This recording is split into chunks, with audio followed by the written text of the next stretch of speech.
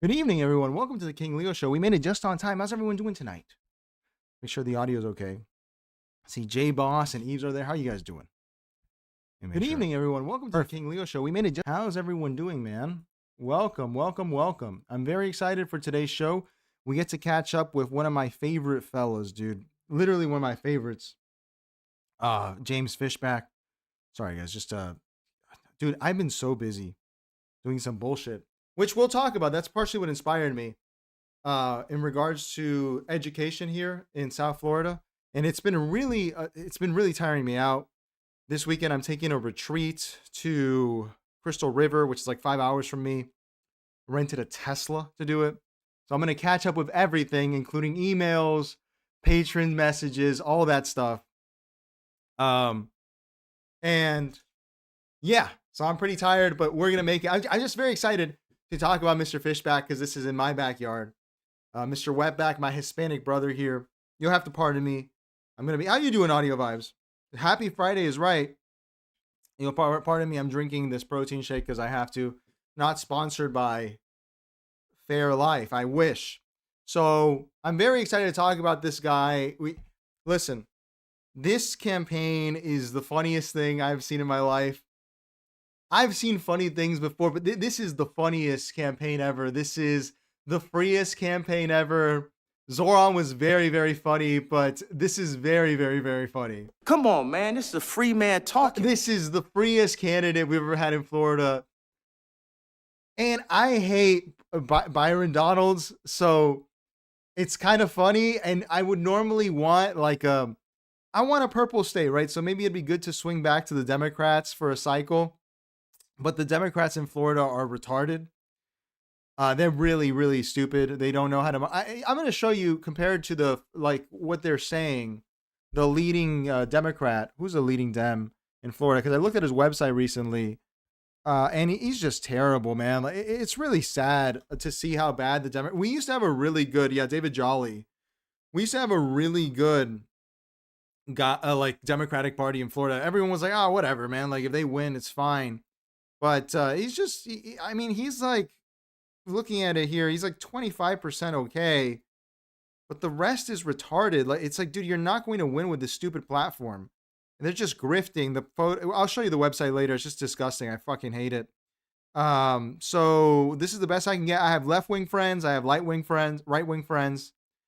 And honestly, man, a lot of them are at the very least, not rooting against Fishback. They hate Byron Donalds, which most of us do. This is not a call-in show, but if any Floridians show up, it'd be cool to get their take on this. Or anyone who wants to call in, let me know in the chat. It's not a call-in show per se, but if we do get Floridians, because we get Floridians from time to time, I want to hear what they have to say. So, I got you, J-Boss. I'm sorry, dude. I don't know what happened. I got hit by a truck because it's supposed to be summer. We're supposed to be not busy. And I just got a bunch of crap. It's terrible, but whatever. We'll be okay. We'll be okay. This is this is truly the funniest candidate.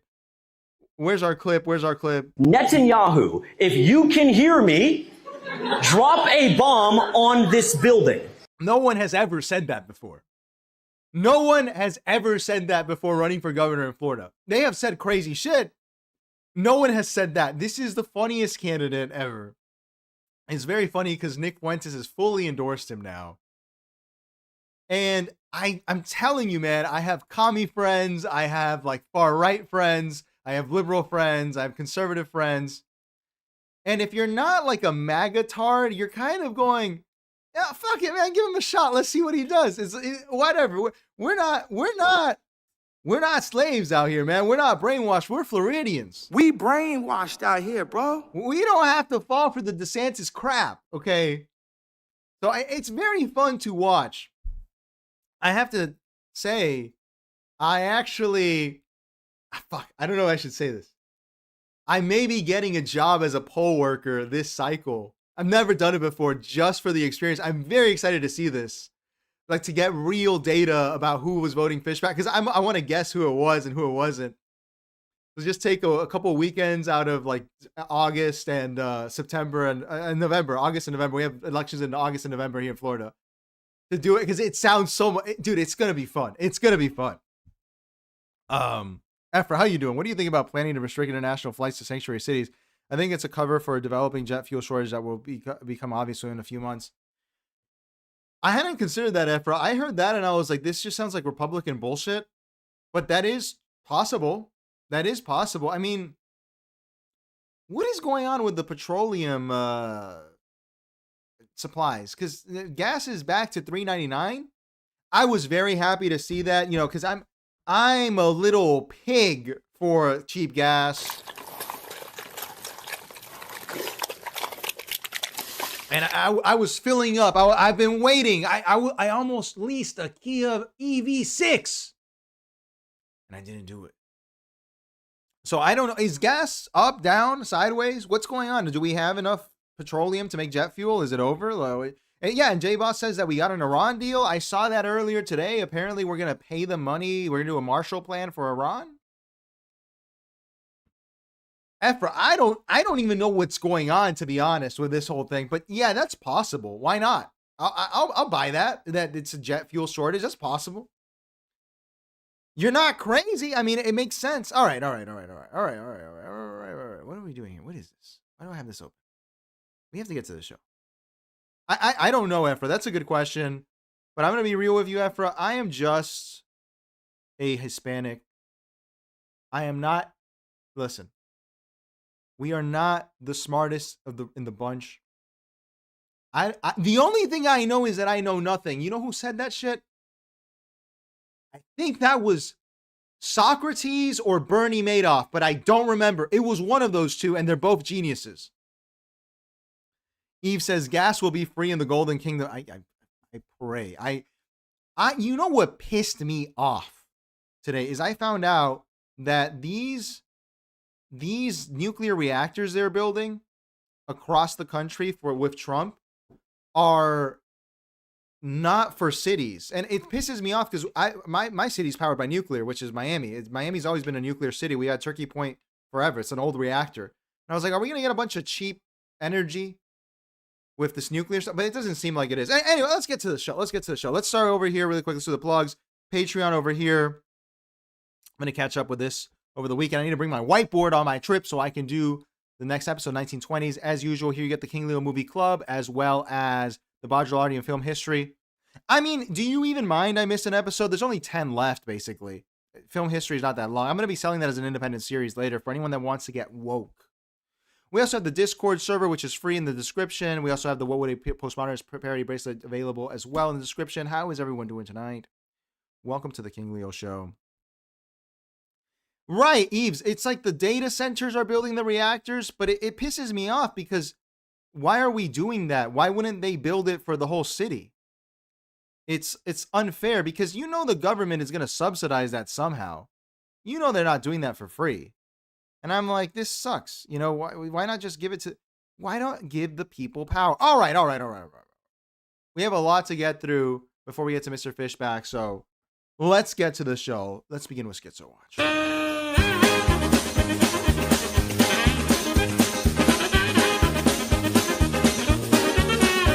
All right, so to begin, I made a video today. Please check it out, the new video. Hype it, like it, do all the good stuff. We have Alex the Mechanic growing too. The channel hit 32 subs. I'm very happy with that. Someone picked up on that. It was rage bait. It was very funny in the comments of the latest video. Anyway, Alex the Mechanic's releasing a new video tomorrow, probably. The video I made today for the channel is about Dave Ramsey, and this guy is the worst, dude. Like Dave Ramsey is straight up evil. He is one of the worst people in America, honestly. He's one of the worst. And this is what kind of inspired it. This was the straw that broke the camel's back. Me, the camel over here. Let us watch him here talking to this caller. If the gift is contingent upon splitting you and your wife, and to protect you from your wife and protect them from your wife, no thank you. They are now interfering in my household. His parents want to give him money to buy a house, but they want the house to be in his name because he does not have a prenuptial agreement, some situation where if he were to divorce his wife, she would get half the house. And the parents are saying, this is your inheritance. We want it in your name. We don't want your wife involved because we want this to be yours. Kind of reasonable. They came across my threshold. No, thank you. I'll have to pass. And then I would not do that to Rachel and Winston in 1,000 years. And if I did, Winston would bow up and he would be right. Well, if that happened to me, I feel like I'd be pissed. I'd be like, Yeah. what? Yo, we just got married. Like, I don't know. No. I don't like it. Nope. I have about $47,000 invested Okay. in a brokerage account, and I just really want to get. If I were you, I would just start working my way out of debt. Work your baby steps. You guys the two of you need to get on a budget together, and you need to be on beans and rice and beans, and let's start paying off these $48,000 worth of debt with your $125,000, and then start saving towards a house. But you're gonna do it unless your wife bows up, and she should. But you guys are probably gonna do this, but you shouldn't do it. This is bad medicine. Well, it's just bad relation. The It's whole bad relational medicine. side. Yeah, it's not good. You're inserting spiritual things into this that shouldn't be there. This is bad. Yeah. And sorry, mom and dad, you don't get that level of control. Well, if you want my money, you have to do it that way. Okay, I'll pass on your money then. You're not driving a wedge between me and my wife. Not a chance. This idea is so bad. This way of thinking is so bad. I have no idea where Dave Ramsey could have gotten this idea. He could only have gotten that idea from Benjamin Netanyahu. That's it. This idea is the worst. Imagine, if you will, a boomer that wants to give you money. What? Isn't there someone we forgot to ask? Netanyahu, what do you have to say? I mean, we have to ask someone, a boomer that wants to give people money, their own children. Oh my God, that is a unicorn. Okay? As I said in today's video, 80% of boomers don't get it. 20% get it. Every boomer here gets it. That's cool. A boomer wants to give their kids money. Sensational. This is honestly, we should have a taxonomy here. An anthropologist should go in and study this boomer to see. And they are not Disney pilled. They want their kid to keep the money in case they get divorced, which is divorce grape. We know about this, right? We know about this. We know that it happens. And Dave Ramsey is worried that the millennial or the Zoomer who's in debt and married is going to offend his wife by telling her it has to be in my name. Dave Ramsey should be locked up in the clink for even saying something like this. You can't do it. It's disgusting. First of all, then don't fucking tell her. Then don't tell her. I promise you. Dude, it's like, I don't get this girl dad thing that Dave Ramsey has. No woman has ever asked, am I on the title of the house?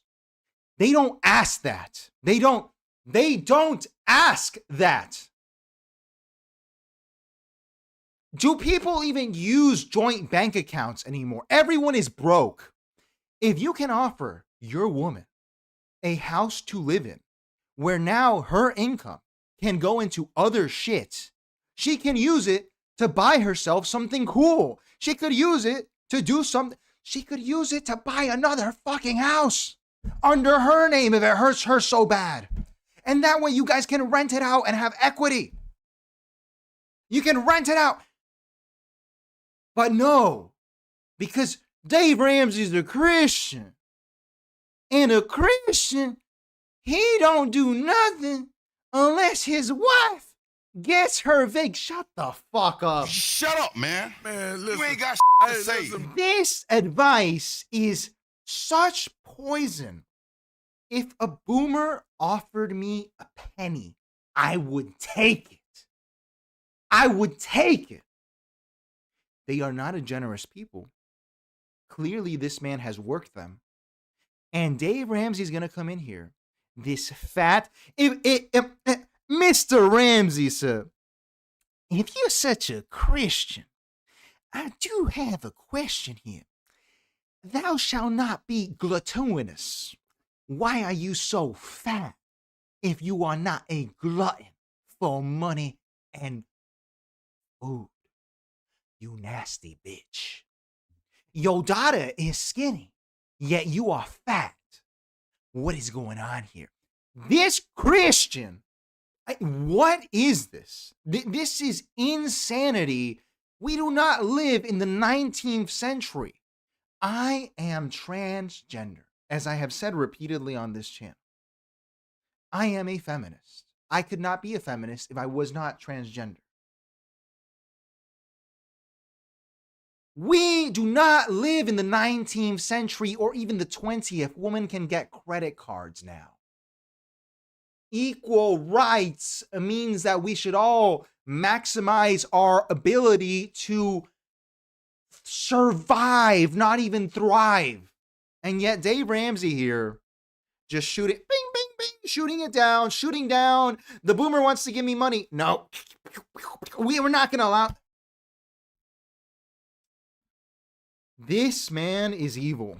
You can't keep getting away with it. You can't keep getting away with it. If you listen to Dave Ramsey, you might as well take a stick of butter like Last Tango in Paris, cut a quarter off of it, put it inside your rectum, and bend over a barrel and wait for Marlon Brando to come over with his fucking thing and put it right inside you. It's not even going to be Marlon Brando because it's going to be the IRS. Ephra says, if you're part of the financial institutions that hold significant wealth, you can throw in the market with a narrative. The grass is red. Are you going to be the lone soul saying that? I don't know how this works, Ephra, in terms of the people purchasing this stuff. No, I see what, yes, J-Boss, you're right. This is what's, whenever you listen to Dave Ramsey, every time Dave Ramsey is thinking of what his advice is going to do to you, this is what he's saying. Do you waterboard him? Do you sleep deprive him? Do you put him in a cold cell? Do you beat him? Do you put cockroaches on him? Do you put hummus up his ass? I mean, you might as well. If you don't take $300,000 from your boomer parents, you're not stupid. You're actually, you might have holes in your brain. You might have Havana syndrome.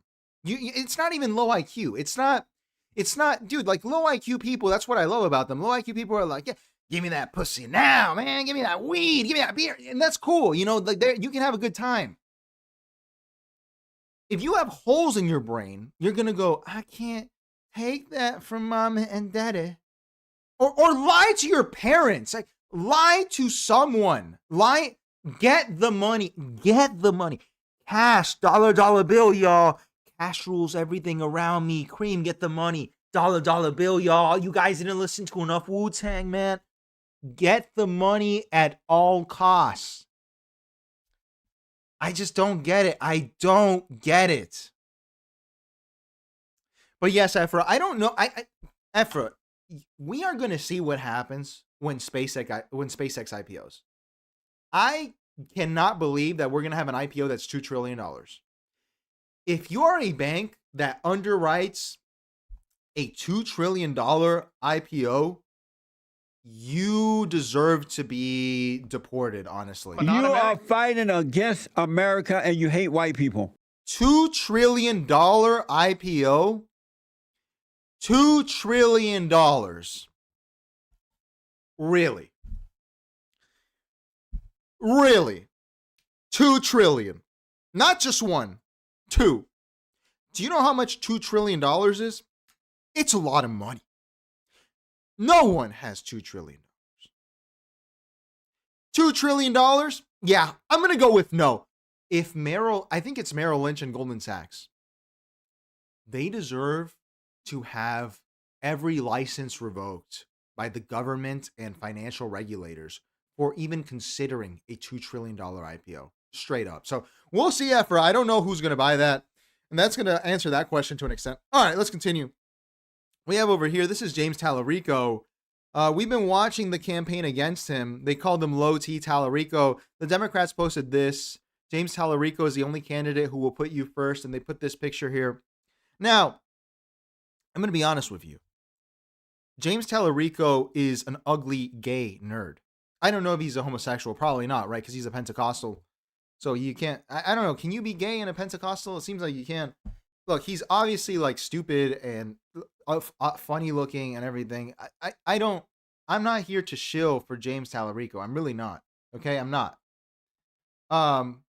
But so I'm gonna be real. This picture is just terrible. They shouldn't post this. This guy is gross looking. Honestly, like this guy is allegedly at the end of the bar. You know, you're hanging out there, and maybe you have like a couple female friends with you, and you see this guy over there. You're like, don't go near that guy with your drink.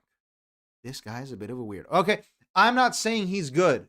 Okay, I'm just saying the propaganda against him is really bad. Okay, so let's see what they had to say after they posted this picture here, which is fine. You know, it's fine. Let's see this here. James Tallarico, the only candidate who will put you first. I mean, it's just hokey. And dude, is Texas really like this? I've never been. What a shithole state. Let's go back. This is what the quote tweet was. Mike Lee, who is the moron, what the fuck is his job? He does, I don't know. Does it even matter what Mike Lee does? He does some stupid shit. He's one of these tards. Posted this. James Tallarico will put you first on the altar to Moloch. And here's Moloch.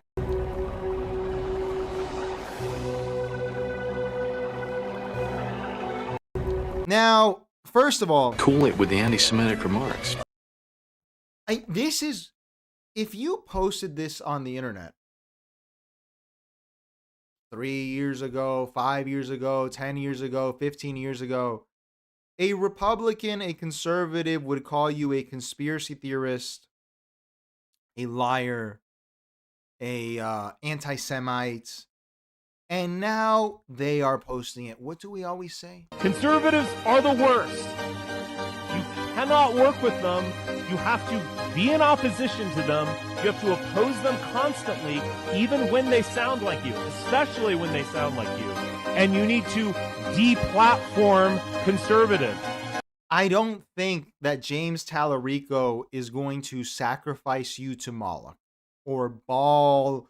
We are getting to levels. My producer, I've told you, he's of East African background, where he looks at me and he tells me, brother, we are getting to like Congo level shit. Like Congo, vote for me so the evil spirits don't attack you. And I know what he means because I've seen this in parts of Latin America where the people who believe in Santeria and all this, they're like, oh, you need to leave an egg outside so that the spirits go into the egg. And then when you crack it, that means that you're going to get the husband you want.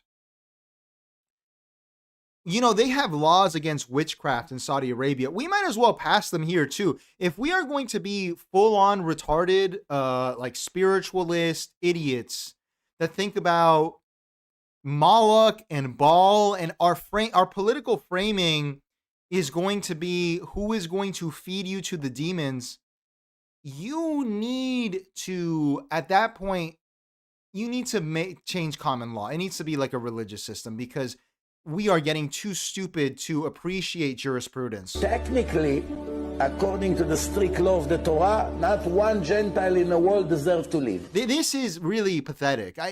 What is this?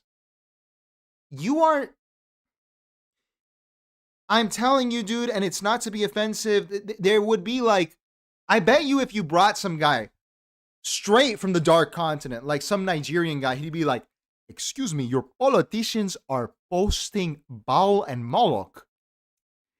They are saying that the Democrats will feed you to evil spirits. I'm sorry. I thought that I left Abuja a long time ago. This makes no sense. That is what would happen. Honestly, dude. They would be like, this doesn't make sense. I came to America because they're all atheists and trans. And now they're posting about sacrificing to Moloch and Baal. Why don't we also talk about Mr. Sandman, bring me a dream? Why don't we do that? Why don't we talk about Mr. Sandman and the Boogeyman?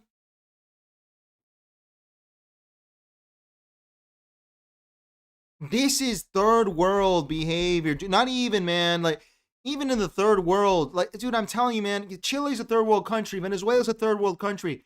Even, I mean, that's the thing. They did this. Hugo Chavez did this. He was like bringing up the Bolivar bones to make magic cures or whatever. They don't. This is third world. I sacrifice chickens to make sure we get good crops. Crap in America. What was all this anti-Hispanic stuff? I guess you guys wanted Santeria, but just make it white. What is the difference between this and Santeria? James Tallarico, and this guy has voters. He has people who probably take this literally. You are saying that the Democrat wants to win to take your babies and sacrifice them to, what is this, like an Egyptian monkey god? What is this? What is this? What is this? Dude, I've been to the Vatican Museum, and at the end they have the anthropology section. And you look at what people worshipped before Catholicism in Latin America and Africa, and you're looking around, I'm like, God damn, dude, we used to worship like the craziest shit. We used to worship like, I don't know, like a shield with a sun on it. And you know, what is this? That is what's happening here.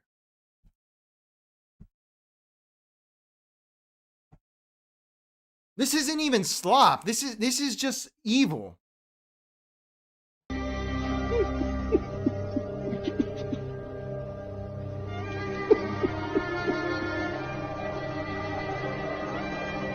Anyway, let's move on. Let's get to England, where our favorite side character, who's our favorite woman? Not Barry Weiss. That's she's the GOAT. That's what I'm talking about. That's why he's the MVP. That's why he's the GOAT. The GOAT. You know who I'm talking about. We're talking about Bonnie Blue. Let us see her, what she's planning on doing here. Let's see this. Did I hear right that you have a stunt planned for June?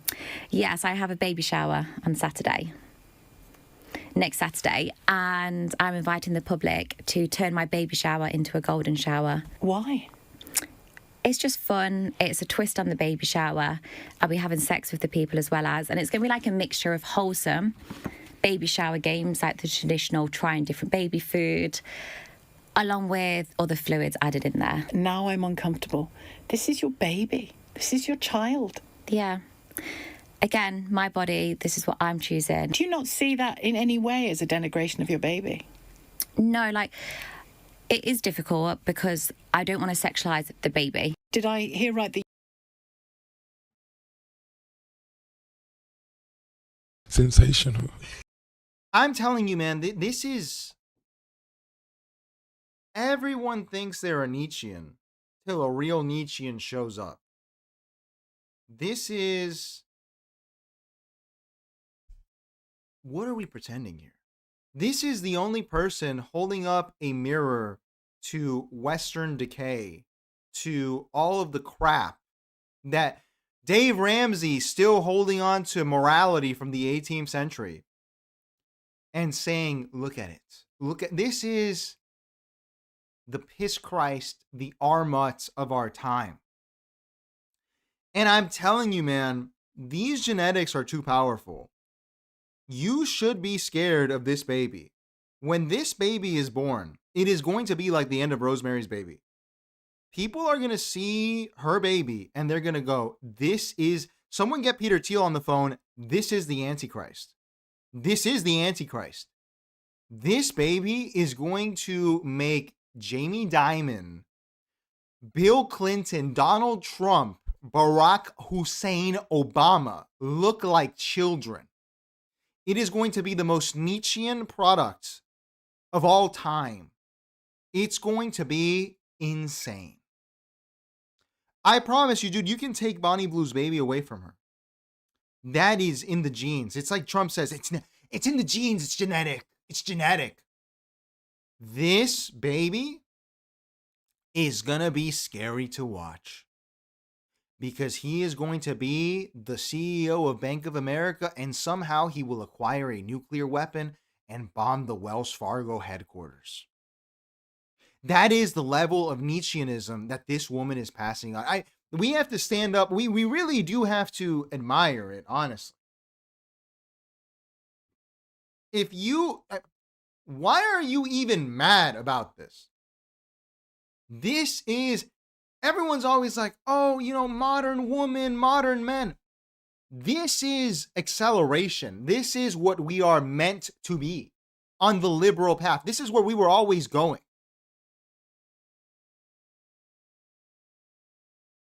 That which is falling must be pushed.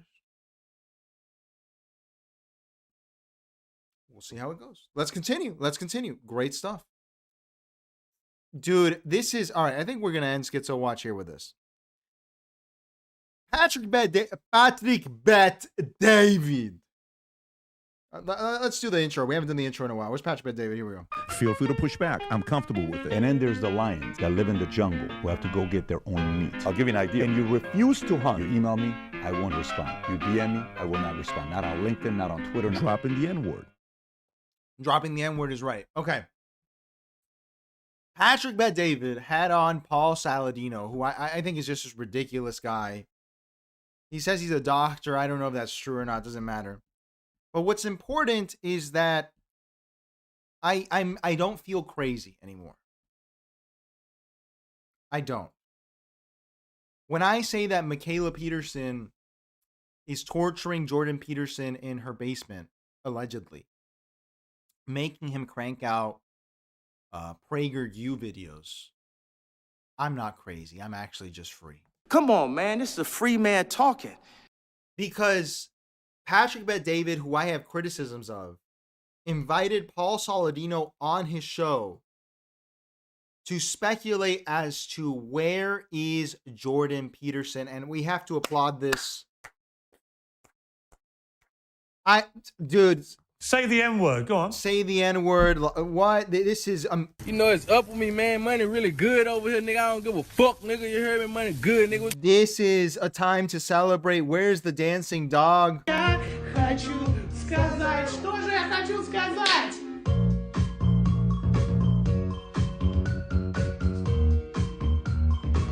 Finally, someone is asking, where is Jordan Peterson? And I've been asking on this platform for months, and no one else has. So let's see what Paul Saladino, this doctor, speculates. Because what I speculate is Silence of the Lambs. But let's watch it. So this is public information. Jordan Peterson's wife says he's in another realm of pain from psychiatric medication injury. If I'm not mistaken, that's your major in school was psychiatry, an element of it, right? I did my residency after medical school in psychiatry. Right. I never really practiced, but I was interested in mental health. Okay, yeah. So if you go a little bit lower with this, Rob, on what we see here. So neurological...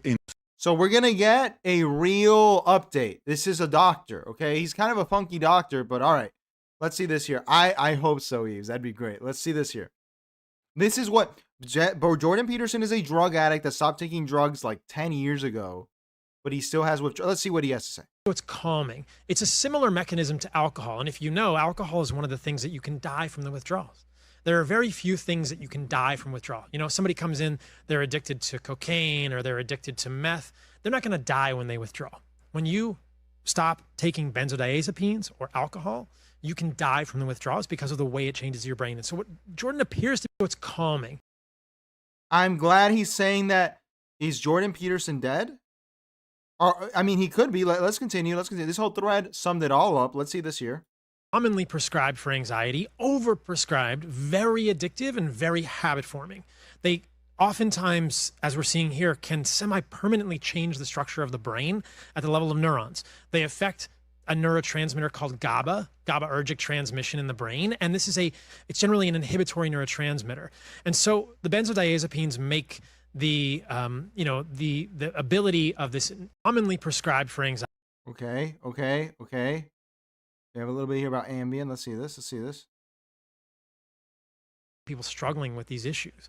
Now, a very close cousin of these medications are things like Ambien, the sleep medications. They're non-benzodiazepine sedative hypnotics, but they're also habit forming. So when we're talking about sleep disturbance, which is a cousin of anxiety, we're giving out Ambien to people easily, and then it's almost impossible to get off. I have a good friend, a well-known woman. Let's continue. Let's continue. We're almost done here. We're almost done here. This is it. This is it. Let's see this here. There's other ones, but then people end up on it for a long time, and it makes them feel flat. Depression is not the absence of serotonin in the human body. You can flood the synapses in the brain with serotonin and create flat. This might be the clip. To get off of antidepressants completely, man. This is I wanna Zoloft, feel how I'm sertraline. supposed to feel. Okay, so my question here. Oh, I'm sorry. We have two more. We have two more. Let's see this here. Let's see this here. Cry for, quote, depression. In the clip, Theo says, Joe says, why'd you get on it? He says, oh, I think I had a bad breakup. You think you had a bad breakup, right? Which is probably not biological depression. It's just situational stress. And somebody put you on an SSRI medication. You remember what pill he said he was taking? I don't think he said what pill. Okay, and the final clip here. Let's see this. Well, actually, hang on. Where is Peterson? Here we go. This is it right here. Look at this. Thinking about diet and thought about the carnivore diet because it significantly helped him. But I think he was on these benzodiazepines from what he was suffering from before the carnivore diet. Do we know what it was, Rob? That Jordan had? Yeah, to get on benzo. I don't know if he's told the story I don't know if before. he has either. Yeah, I don't know if he's told the story. And how, I do know he went to Russia to be able to deal with it. That was for the akathisia for the withdrawal. That was Okay, that's convincing theory. Interesting. Okay, so Jordan Peterson got on benzodiazepines, which are for some reason, I don't know, they're addictive. I don't understand how it works. I'm not a doctor. If you wanted to watch a doctor show, go turn on what? Dr. Mike? The gay doctor, Dr. Mike? Go watch that. But my question is this. This is Mr. Saladino. Normally he's talking about 5G making your balls shrink. And he seems to know that this is bad. That taking these drugs are bad. Or something. Yet my question is, why would Jordan Peterson take them then? Because he's a psychologist or a psychotherapist or something. Jordan Peterson, does it make a difference? He's one of these guys who spends all his time thinking about the brain. So he had to have known what was going to happen. Where would he get the idea to take a drug that is addictive and will ruin his life? He could only have gotten that idea from Benjamin Netanyahu. That's it. I'm kidding. I'm kidding. I know he worked for the Daily Wire, but what is going on here? Because I don't buy this. This is what I don't. I appreciate that PBD and Saladino here are trying to understand why. What is going on? However, my issue is we've heard this same story for 10, 11 years. So I'm having trouble believing this.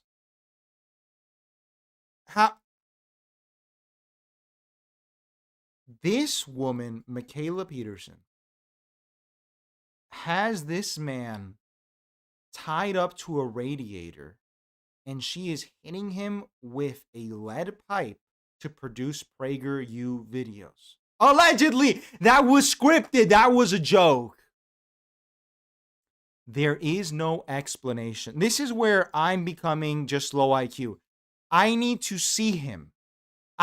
Listen, again, I always say when we talk about Jordan Peterson, you can hate him. You can hate him. It's fine. But come on, man. I want to see him.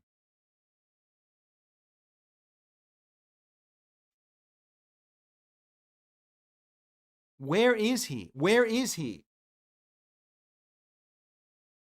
Is he dead? Are they saying that he died withdrawing from benzos 10 years ago?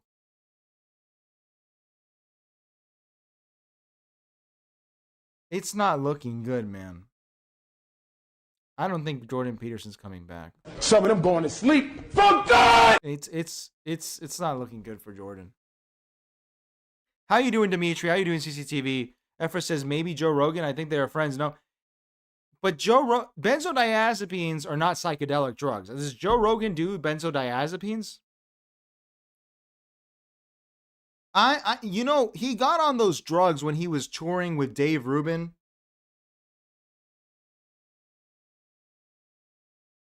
Maybe that's why he got, like, Dave Rubin.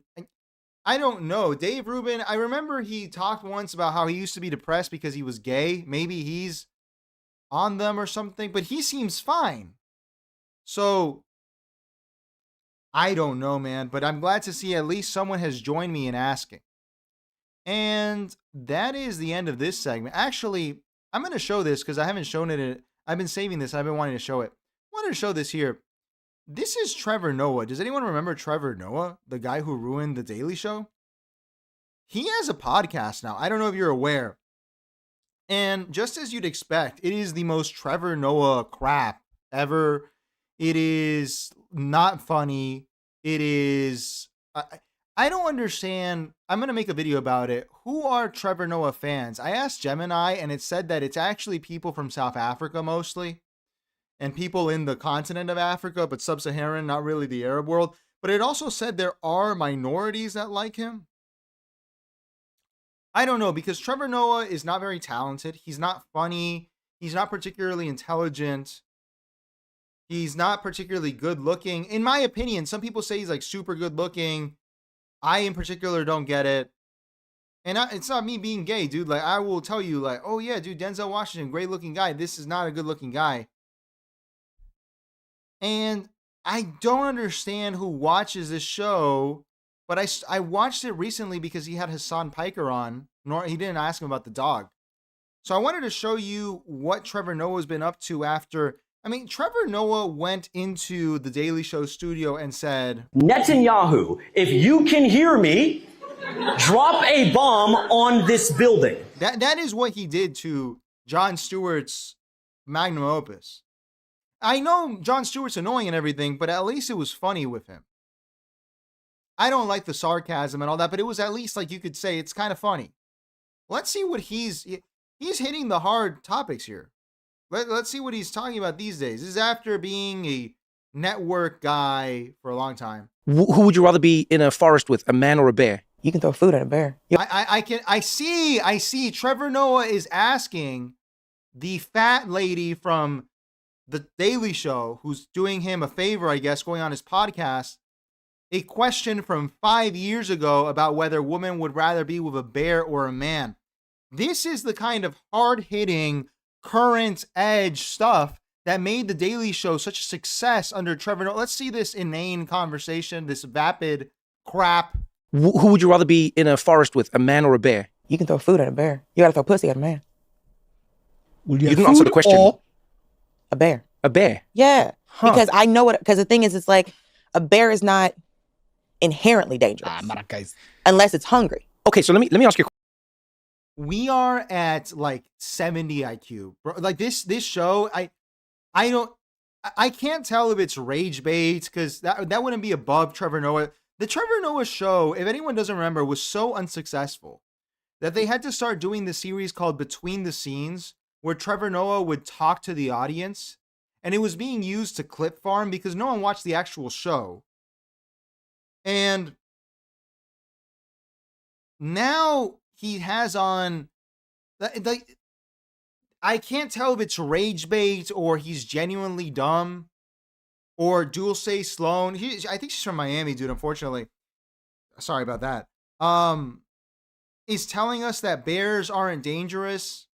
You know, this is why there should be a regulatory agency on this stuff. Because why are you telling people that bears aren't dangerous? You should actually be fined and imprisoned for saying that. I don't... Do people, are they never around bears? I have seen bears. They are very scary and big. And they will eat you or hurt you because they want to. Did you know that polar bears are the only animal that hunt humans for sport? And I have to listen to this obese woman on the Trevor Noah show tell me that bears aren't dangerous. First of all, you're rich, bitch. Why aren't you on Ozempic? And secondly, Trevor Noah used to wear a suit and tie and inform people about the day, supposedly, in a humorous fashion. And now he's here rehashing 5-year-old memes with the same trite opinions being platformed. Let's continue. Question here. I'm glad you're here, Dulce. You're the only person I'll probably ask this to, because you'll be honest. Could it be that men struggle with hearing that answer because as men, we don't see ourselves as a monolith?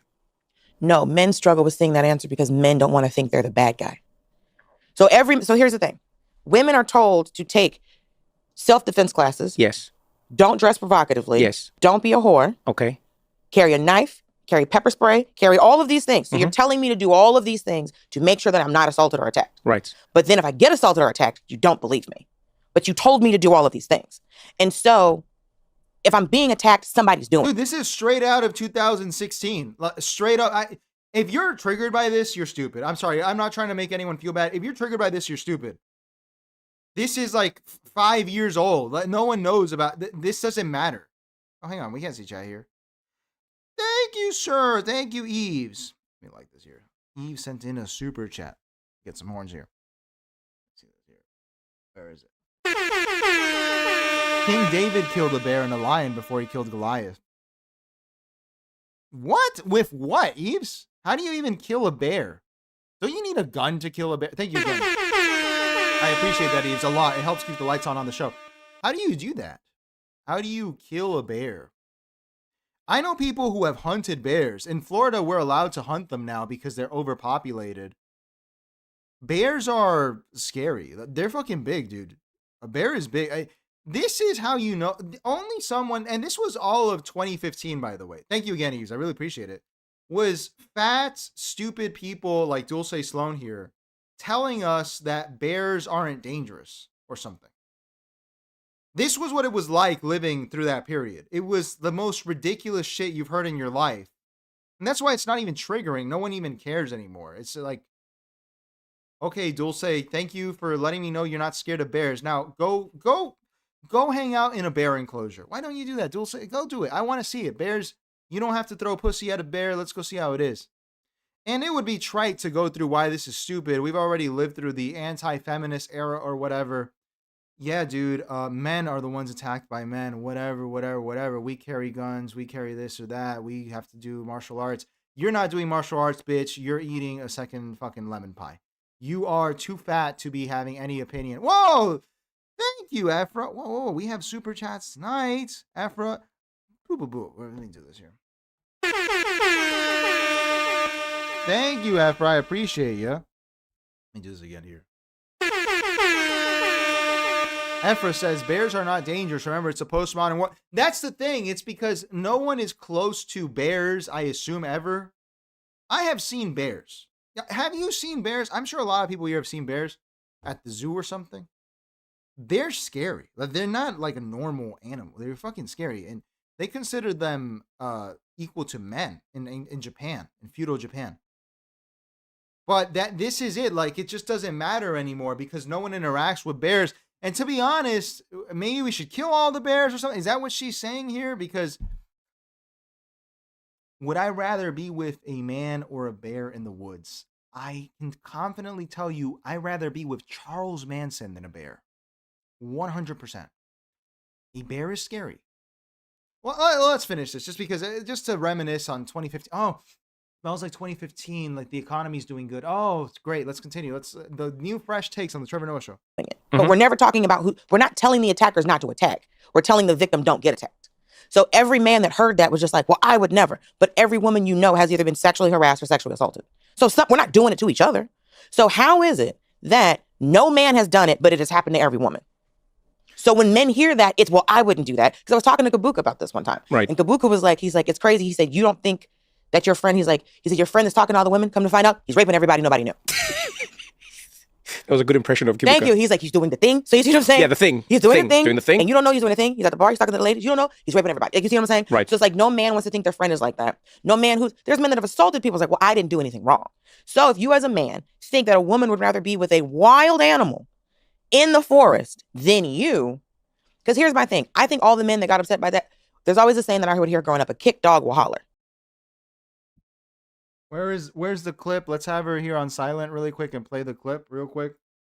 And actually, it's Trevor Noah's fault. It's not even hers, to be honest. Where is it? Everything that is ugly, cruel, stupid, but most importantly, ugly. Everything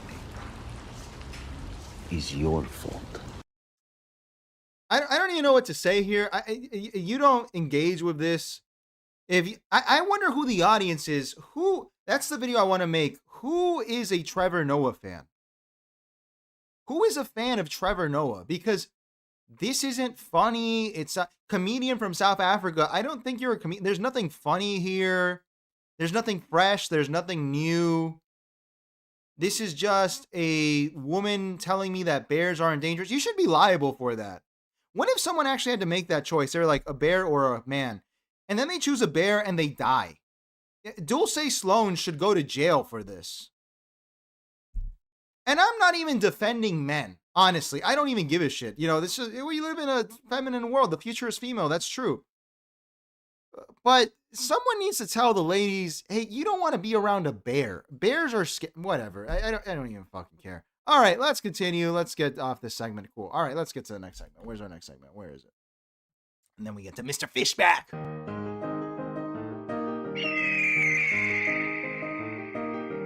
The people are retarded.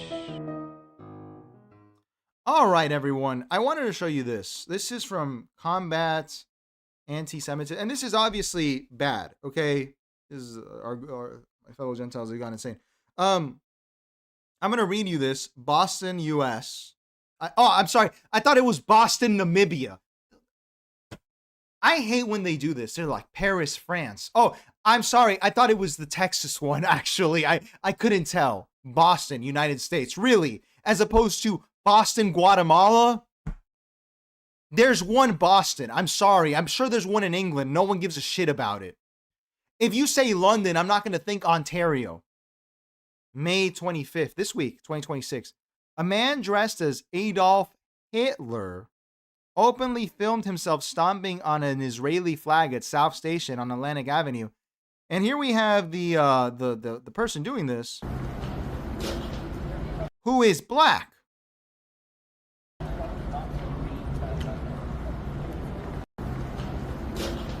And I don't know what this is. It seems like a skit of sorts or a live stream. I don't know. I think we literally have no idea what this is. We are starting to get so ridiculous. I remember this used to happen back in the Karen days when people were like, the Karen thinks that, there were some Karens that were viral that were actually doing things that were like, dude, that lady in Central Park, I'm not saying that guy deserved the National Geographic show. That's ridiculous.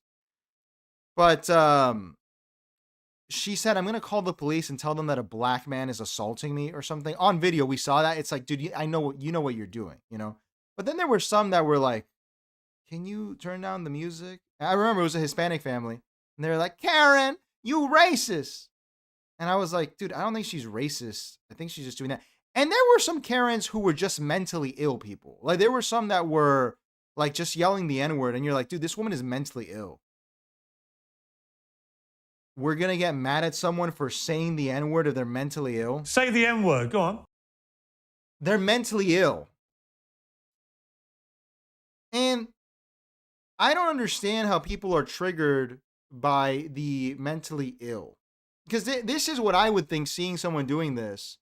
You're dressed up as Adolf Hitler in Boston.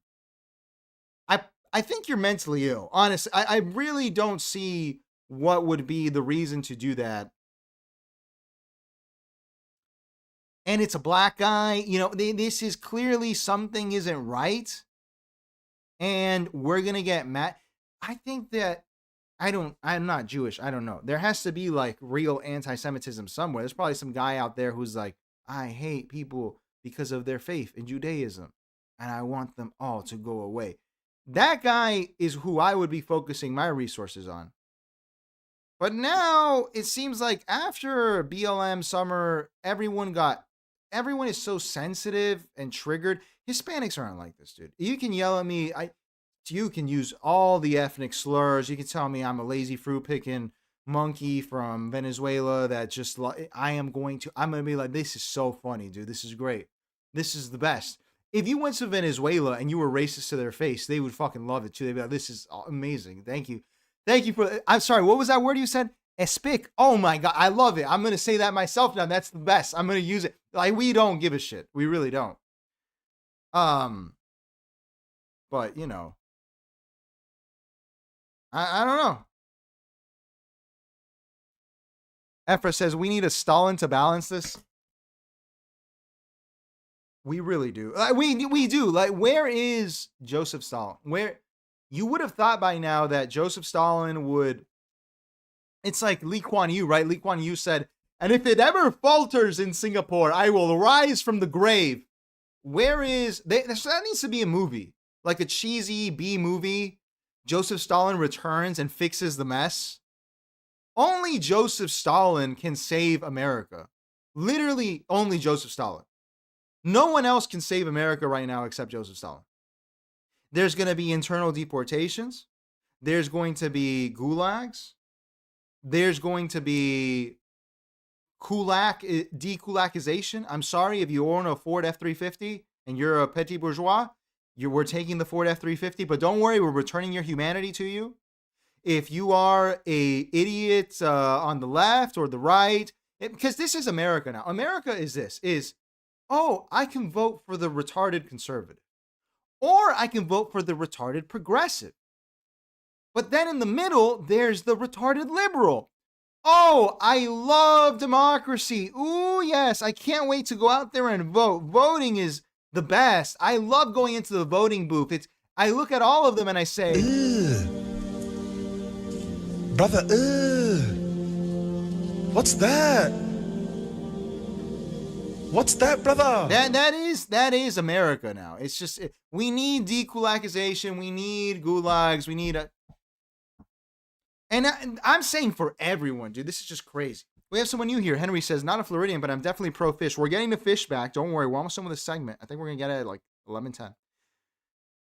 And CCTV says, leave me alone. This is not you, CCTV. Come on. Let's continue. I had to show you this. This is amazing. This is amazing. We've been watching the inventions of AI as of recent. Okay? And I have to show you this. This is really something. This is real pig shit, bro.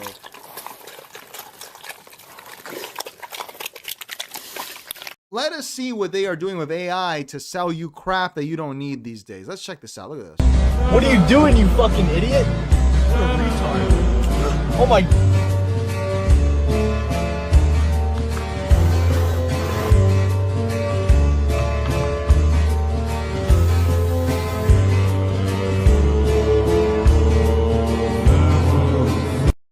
Do you think that when they were writing Golden Brown, they thought that this is how it would end? That this is what it was going to be for? They're making AI people with Down syndrome to sell drop-shipped Godzilla crap. In case you couldn't tell, this is AI. This is not a real person with Down syndrome. Why would anyone ever... Is this a snowball? What did they throw at him? One more time. What are you doing, you fucking idiot? What a retard. Oh my... There's no snow anywhere. And I bet you this shit is crack, bro. I bet this shit sells. People are saying, it's immoral. I feel like Walter White. It's immoral. It's wrong. If you are stupid enough to fall for this, you deserve to be like... But it's not just this one. It's like a trend. Let's see this one here. Look at this. Here. Look at this. This is really for the TikTok plebeian to be like assaulted. On the edge of your knife, staying drunk on your vibe. The angels up in the clouds are jealous knowing we found something so out of the ordinary. You got me kissing the ground in the sanctuary, trying to be with you. On the edge of your... I will say, look, they're calling it out. But look, people are falling for it. Look at this. Be strong. Amazing job. Good luck. I guess these are bots, but this one must be real. You guys can do this. That's real. It's beautiful. That one's real. God will bring you miracles. This is great. This is great. I actually think it's kind of cool. I bet it's not going to work. I would buy this. This is pretty cool. That's me going out. When I'm going out, I would buy something like this for my desk. It's very cool. But what do you think? Isn't that fascinating that now we're making melodrama AI crap to sell bullshit? I mean, what do you expect? I mean, this is what happens, dude. This is what happens when you are dumb. When you are dumb, this is what you deserve. You get what you deserve. This is what happened. Thank you. I appreciate that. All right, let's continue. And let's end with this. I had to show you this. This is, again, given that we talked about Bonnie Blue, I saw this out of North Carolina last week on the 15th. Yeah, the 15th. And I've been saving this because this is the most Nietzschean will to power dark triad shit I've seen in my life. We're going to let this play through. This is amazing. This is the Attorney General of North Carolina that came out and had to make a PSA here. Let's see. You're not going to believe where this goes. Look at this. Imagine how bad you have to screw up as a wedding photography company to get sued by your state's Attorney General. I give you Howie Christina Photography. About 200 couples are out about $1 million. Here's what happened. This wedding photography company sold photo packages and video packages. A full package would run you about $6,000. The way they would sell them is by telling every customer, hey, we're completely booked up. We've only got one spot left. You need to book now. But it wasn't the last spot. Turns out they were double and triple booking weddings on the same day. 2 of those dates had 5 weddings booked for one day. So what happened to the couples on the day of the wedding? Sometimes a completely different photographer would show up, but even worse, sometimes the photos were taken and then never given over. No photos, no video, nothing. Then in January, the company shut down. No refunds, no warning, no helping find replacement for folks whose weddings were only a few weeks away. And this company kept taking deposits right up until they announced they were closing, which meant 24 couples had weddings less than 90 days away, and now they have to scramble to find a photographer with none of the money that they already paid this one. So our office got a ton of consumer complaints. We opened an investigation. We found the evidence was strong, and we took this company to court.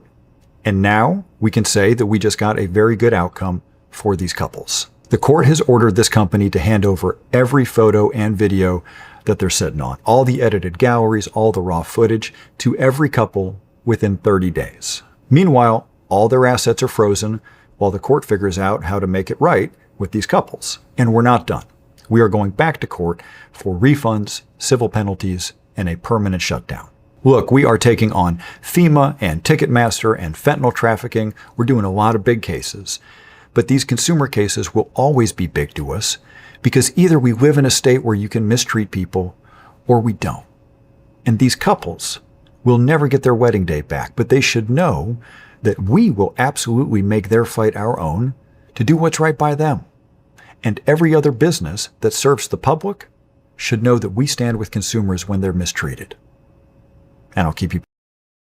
I love it, actually. This is great. This is the advice that Dave Ramsey should be telling you. This is real dark triad shit. This is Machiavellian, narcissistic. The only problem is you get caught. But this is how you grift the American economy. If you're throwing a wedding in North Carolina, do you know how much a wedding costs in the United States?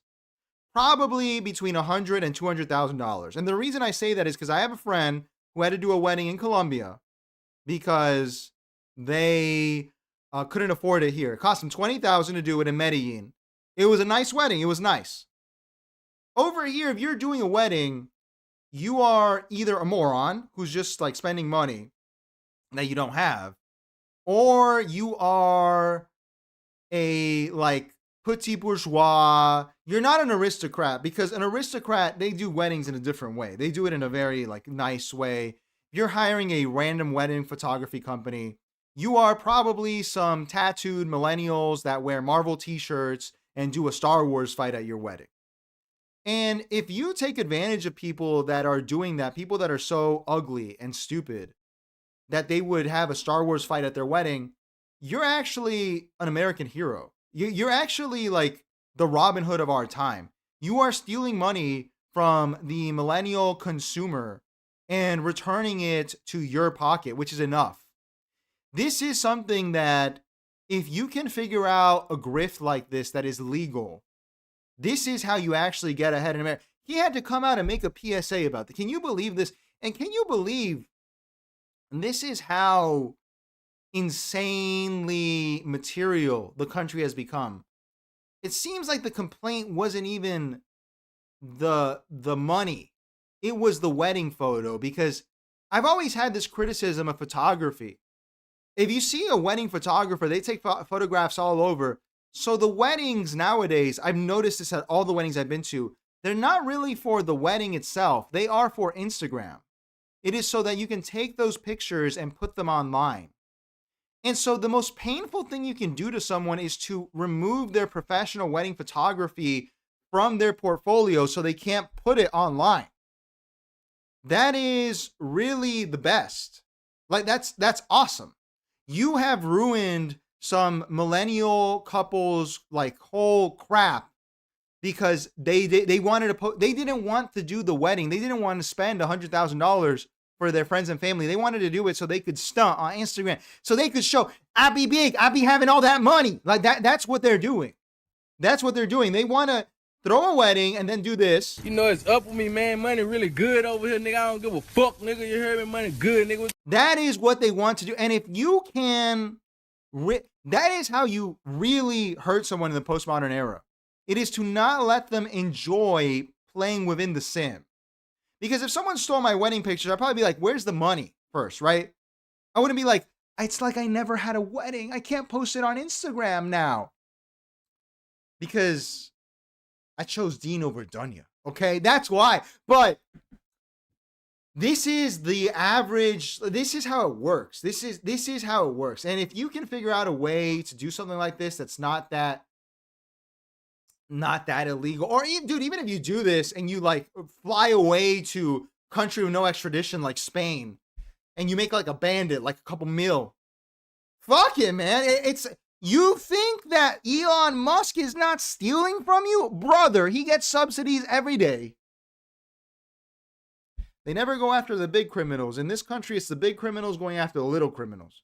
J-Boss says, fraud is bad, okay, but am I being asked to believe that they couldn't find a photographer in short notice? A person who could click a camera button, they couldn't find it?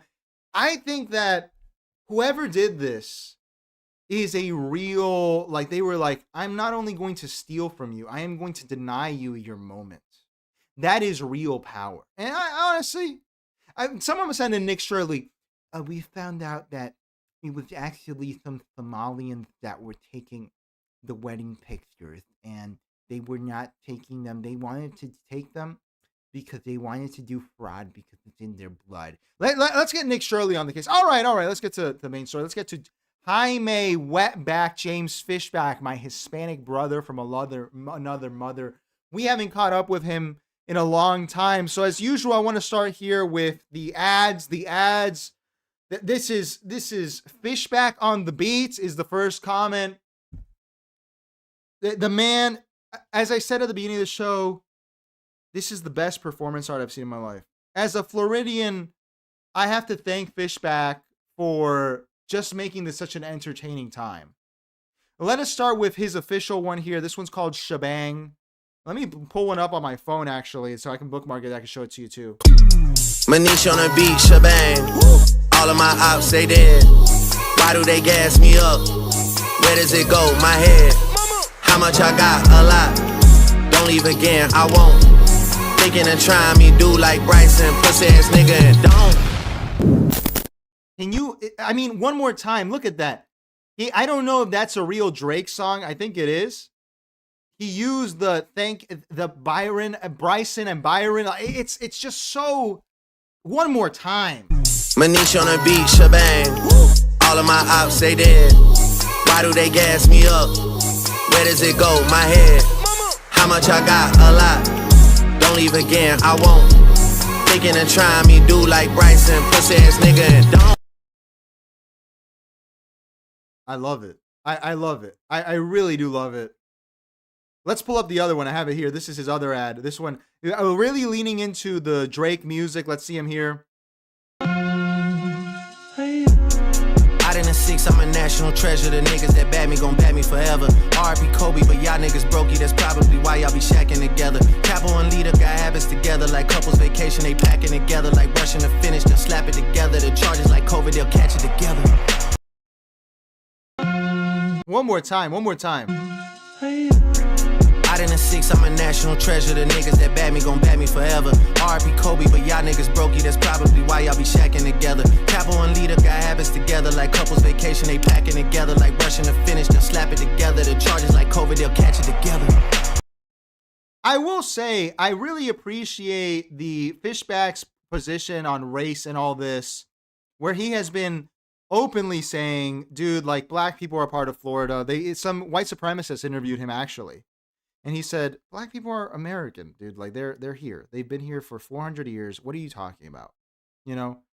And using the rap music, I assume that we have people here, because we have some right-wingers that may not be fans of the rap music. But I will say in Florida, even though this is not a Floridian rapper, people like rap music here, actually. Like, we have a rich history of rap that is interesting. Because, like, Denzel Curry, legend. Denzel Curry, 305, 786. Denzel Curry, one of the greatest to ever do it. When I was in high school, Denzel Curry kind of fell off. N64, one of the best albums of all time, if you can find it, because he took samples with no copyright. Ultimate legendary. Puya, Cuban-American rapper, one of the best, with Fat Nick. Fat Nick went to middle school, one of my friends over here. Florida is a place that is home to a lot of good rap music. And the youth here, I think Kanye West fans are probably mostly from Florida at this point. We love the rap music. We love Latin music. Country music is making a comeback here. This is not a state that really discriminates on music. So it's very interesting to see him use this kind of stuff for his campaign. Efra says, is he going to place Byron in the hood where he belongs? I will take Byron back to the hood where he belongs. Byron is from the ghetto, and I will bring him back to the ghetto. That was legendary. Legendary. My producer was asking me, he was like, dude, why don't people like Byron? Like, for real, why don't they like him? Is it racism? And I told him, and I think that this is where we have to be clear. The reason people don't like Byron, in my opinion, is because Byron, and even Ron DeSantis doesn't like him. There's some theories now that Fishback's campaign is based on it was made by DeSantis to challenge Byron secretly, and it just got out of hand. The reason no one likes Byron is not because he's black, because he's not black, actually. He's actually Belizean, which is different. The reason is because he's a lackey. Like, he doesn't do anything. He is a Trump lackey. He's not even a DeSantis lackey or a Florida lackey. He is a member of the grift machine. He is a grifter on the national level trying to be the governor of Florida. That's why people don't like him. So I don't think it has to do much with race.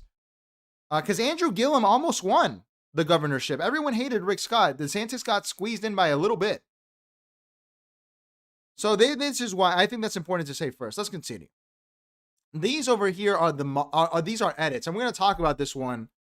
This one is about, let's see this here. Look at this. This is about, we're going to talk about this, about the teenage flash mobs that are happening. This happened in Tampa this last month, if I'm not mistaken, where 22 teens were arrested for doing a flash mob, which is like wilding out, which we don't tolerate here in Florida. If you're OnlyFans and you are exploiting young women and encouraging them to sell their bodies on the internet, as opposed to aspire to be young mothers, to be doctors, to be lawyers, or even be the First Lady of Florida, guess what? I have news for you. Get the hell out of our state. I'm going to make you go bankrupt. End of story. I won't die for this shit or what the fuck I said. Front yard, broad day with the S. See Gucci, that's my motherfucking nigga. My mistake. This was the OnlyFans edit. I go hard in the motherfucking paint. Chief Keef, there we go. Fuckers in school always saying Chief Keef in the barbershop. Like, you see, it's organic. This is made by his fans, by the people there. And this stuff, it does matter. Let's continue. I think we have one more. Yeah, we have this one. I don't know if we saw this one before. Remember when we saw him going to Palm Beach and they were really mad at him because he wants to sell Israeli bonds. Let's see this here. That's Taylor Swift remix. Na, na, na, na, please don't go. But I said, na, na, na, na, na. Disgrace to humanity. An asshole, a vile human being.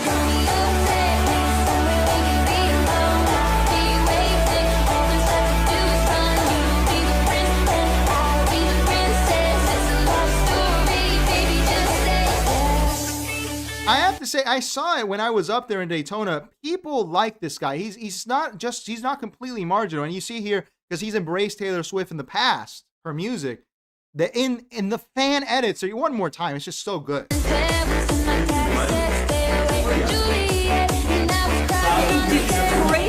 to humanity. An asshole, a vile human being.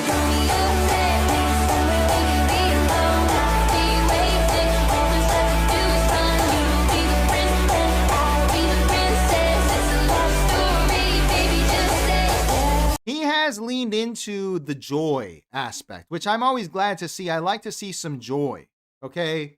We're talking about that, dude, Dabbit. Don't worry, we're talking about all that. We're talking about that, okay?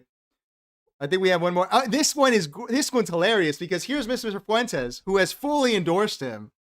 Someone made an edit of Fuentes endorsing him because he said he's a psychopath and that's why he should win. And I think that's a great reason. I've been saying that's why I like Gavin Newsom, because he's a total psychopath. Impressive. Very nice. Who doesn't want a psychopath? Look, I don't love the Fishback. I don't love Fishback entirely. I like, if we actually pay someone $1 billion to save the orange groves, I'm going to fucking die. I hate it. Why don't we just grow pomegranates instead? We would make a lot more money. Why are we trying to solve orange grove greening? UF has been begging farmers, please start planting pomegranates. You will make more money. And they don't do it. But whatever. All right, let's continue. This was a very funny ad. I was very glad to see this one. He wore the hat. He got red-pilled. He wore the hat. He defended me. He wore the hat. Now he joined the winning side. Now he put on the hat. Dark Triad points the way. Yeah, he joined the winning team. That's how you know we're winning. He joined the winning team. This is very funny. This is going to be a very cool test to see what happens with Fuentes here.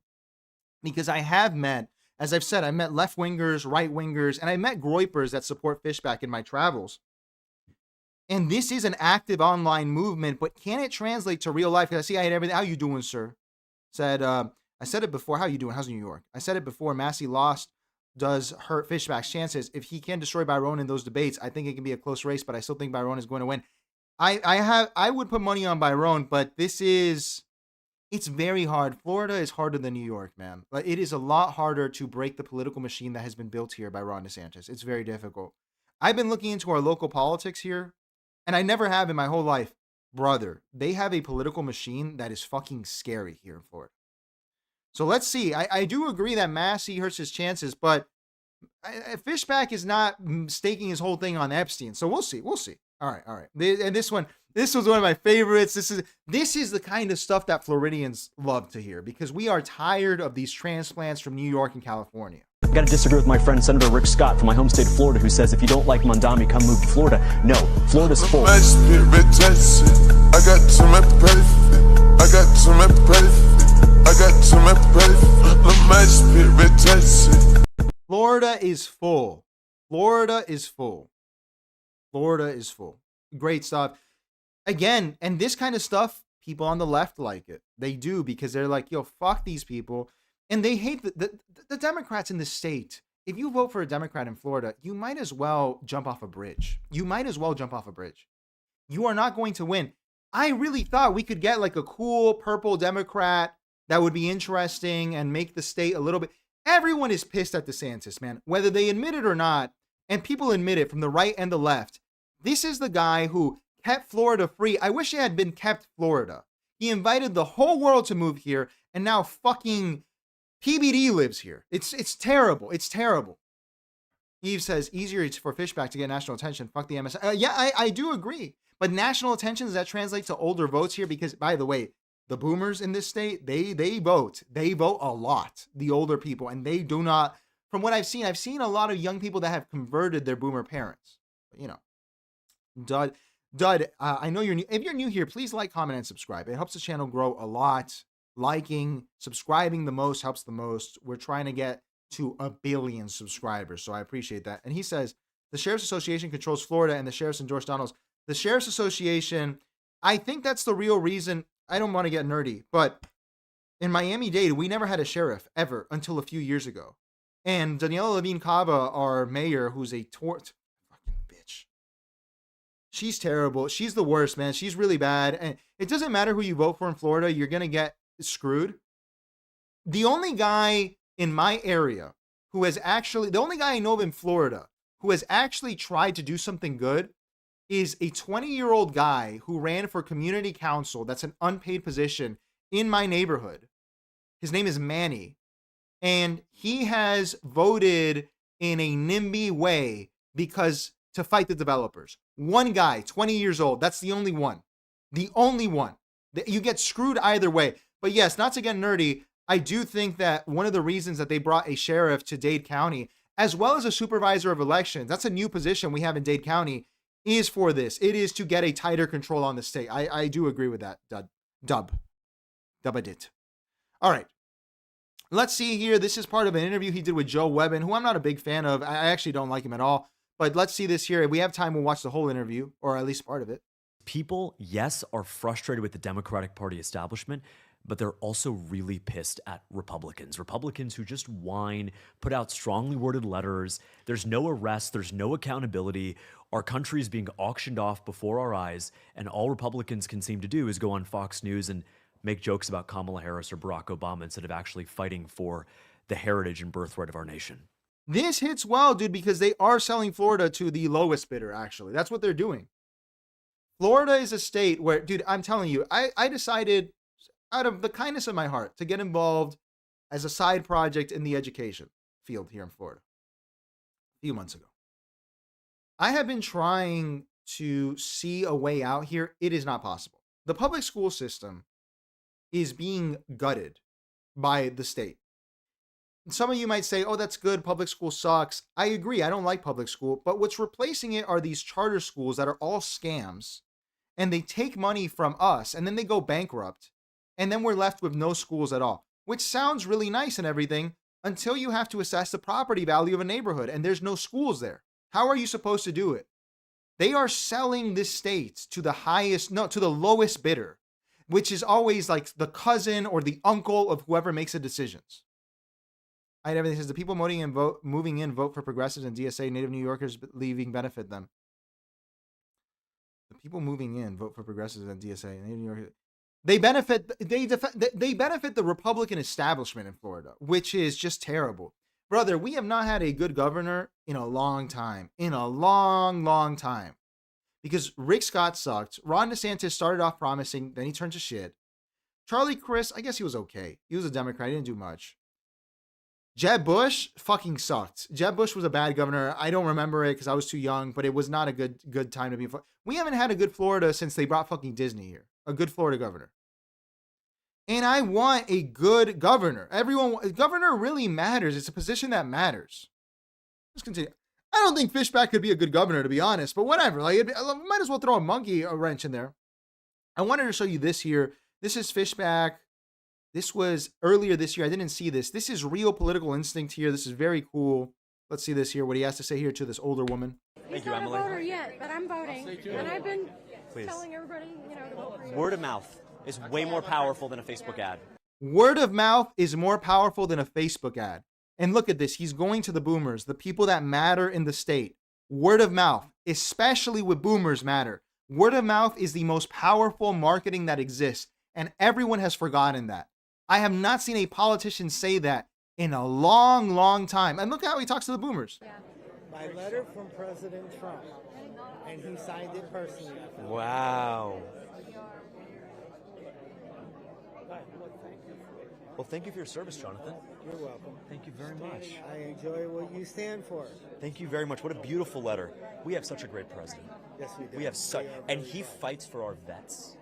Yes, he does. He does a great work. I just read where he regrets his endorsement of Donald's. I just read that secretly he regrets it. Yeah. Well, look, I think the president. Look at this. Look at the touch.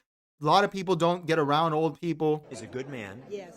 He's made, and it's not him, it's his advisors. They make different endorsements. But here was the biggest thing I saw. Congressman Donalds had this big fundraiser. That's enough.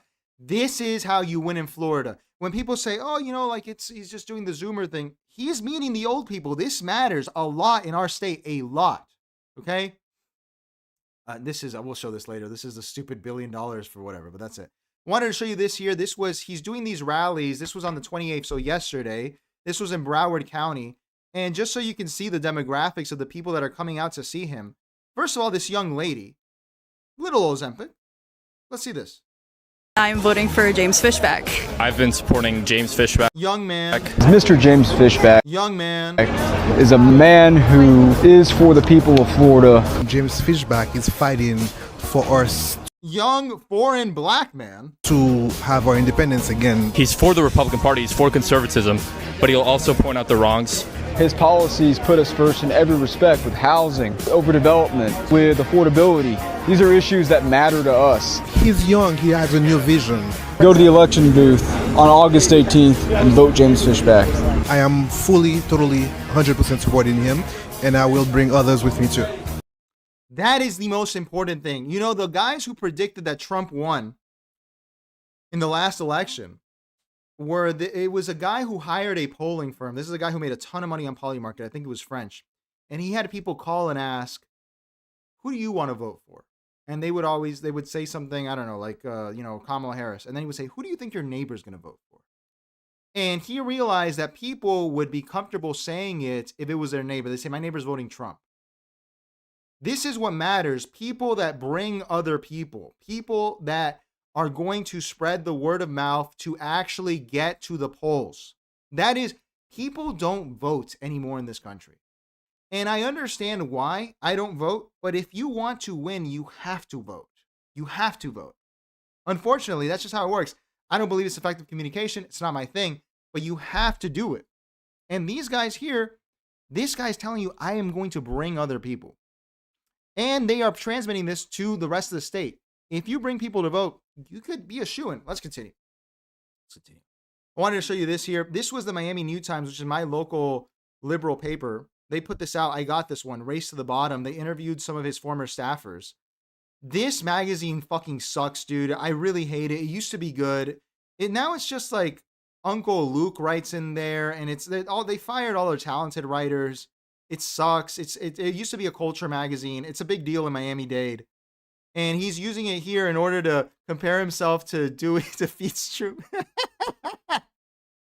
Which is the best. Very funny. Very funny. Never misses a photo op. Very smart. The corrupt media keeps denying our surge at their own peril. Let's continue. Now let's get to his wedding. Remember, we saw the wedding. They're legal now. He posted the legal wedding certificate. Unlike Barack Obama posting the birth certificate. Okay. Very funny. Very funny. And today, or yesterday, or was this today? This was today. Yesterday, sorry. He went to Versailles because he's been touring all over the state. I went to see him that first time when he was in Coral Gables. He went to Versailles. Versailles is one of the most important cultural institutions in the state. It is where everyone that runs for president goes. It is where Cuban exiles go to drink coffee. And it's here in Miami on 8th Street. Not the best. If you're going to go for like the photo op, because it's a historic building and everything. But don't go for the food. The food's okay. There's better Cuban restaurants. But this is a very important spot for the photo op, as well as to speak to the Cuban exile community that goes there, which there's a lot of boomers that go there. And this is a man who has to. Miami-Dade, you need it to win. You need it to win. And you need to speak to the concerns of the Cuban exiles, which he did, which was pretty crazy to see. Because he's been very Trump, anti-war and all this, but he found a way to weave it all in here and get the support. Efra says, Uncle Luke from Tulip Crew. Yes, Uncle Luke writes for the New Times. He's not a very good writer, in my opinion, because he writes not about music. He writes about other stuff. Uncle Luke is still here in Miami. Old head now. I think he's in Miami. He's in Florida, but he has to be in Miami. He has a column in the New Times, and it's not worth reading. They had really good writers before. It sucks. They just went full retard. I don't know what happened to them. They used to have really good lists at the end of the year about the best places to eat and see in Florida and Miami, and it sucks. It's not very good. And it's a free magazine. They're doing it for the love of the game, but they just, I don't know, piss me off. I don't like. I used to read it religiously, and now they don't have it anymore. Let's see here. This is him and his wife. Obviously, nice photo op. This is very well done. Look at the use of negative space. Normally, you don't want to center, but here the centering is done well because we have here the third here, and we have the third here, and we have a frame within a frame. Very, very clever photo. It's a good photo. We have the negative space over here being used for the darkness. Here, I'm sorry, not the negative space. Here we have the dark third over here, and we have the light third over here. Dark suit here, light clothing here. Very, very good. Very good. All right, let's see what he did. This was at Versailles. This is what I said. He spoke to the Cuban exile community's concerns. Let's see what he had to say about Raul Castro getting indicted, which we covered last week. And look, I don't expect Raul Castro to fly into Miami International Airport and turn himself into a federal judge. In the same way I didn't expect Nicolas Maduro to do the same. But just like if you're a drug dealer and there is a warrant out for your arrest, just like you're a cop killer and there's a warrant out for your arrest, just like if you are a Venezuelan dictator and there is a warrant out for your arrest, I think it's time for President Trump to send the military into Havana to bring Raul Castro to Miami and have him stand trial for his crimes against the United States of America. Now, a lot of people might hear that and say, whoa, he's a neocon. Brother, you have to say this to win in Miami. You have to say this. You have to say this. This matters a lot here. This matters a lot. I'm telling you, it's all rhetoric, but people win like this. Elena Ross-Letlin, our representative, for like 30 years, dude. She retired, 5 years ago? This was all she campaigned on. And this is the moment to seize this. So very, very smart. Very, very cool. Very funny. Very funny. Very funny. I'm impressed because he is able to, I don't want to say shapeshift because that has a negative connotation, but to speak to the concerns of people that actually live here in a very Zoran-esque way. Okay, let's continue. This over here is, again, very Miami rhetoric. Here he has to go a little boomercon and talk about communism and socialism. We have to send a very strong message at a time when our friends on the left are dabbling, are experimenting with something called socialism, which is the ugly stepbrother of communism. We have to send a very strong message that communism will never be allowed to thrive in the free state of Florida. I will say the smart, and I understand why he's not doing it, but he should say this in Spanish so it can circulate in the WhatsApp group chats of the boomer Cubans. This is very important stuff. If he says this in Spanish, speaking directly, because Byron can't speak Spanish. Byron can't do this. Byron cannot do it. If you boomercon in Spanish, brother, and he speaks it fluently, he's my Hispanic brother. He's Colombian. He's my brother. I don't know why he wouldn't do it, but let's see. I mean, maybe he does it. Now, this is interesting because, well, we're not here yet. This is just so you can see, this is how packed the event was. This is at Versailles. This is a pretty small room they have. And they had people over here because the restaurant is over here on this side. How do I show this on? The restaurant's up here. And then over here is the conference room. And the conference room is pretty small, but people were packed on the sides here to try to listen. Years. We can do this with zero impact on years. This is pretty packed. Young people, older people, everyone is here. This is the best spot to do it. I see Dub Dad, it says he wants his white nationalist space to forget he is half Hispanic. I don't think, I'm telling you, because of the people I've met, maybe there are like Wignat types that like him. But I have seen anarcho-communists, liberals, right-wingers, everyone at least say, you know what? Even if I don't vote for him, I hope if it has to be between him and Byron, it's him. I hope it's him because people are tired of how shitty this state has gotten under Ron DeSantis and the Republicans in this state. And a Democrat cannot win. So your best shot is this outsider candidate. So, I mean, maybe that is a play, but I think he should do it. I really do think he should do it. He hasn't indicated. They asked him if he spoke Portuguese once. He said yes. They asked him if he spoke Spanish, and he spoke in Spanish a little bit. But in Florida, that plays, dude. No one gives a shit. You know. Let's continue. This was him saying goodbye here, so we can see the crowd here in Miami. Look at this here. Homecoming, homecoming. She said, show me what you got, babe. I'm not like other girls. Just give me your bad self.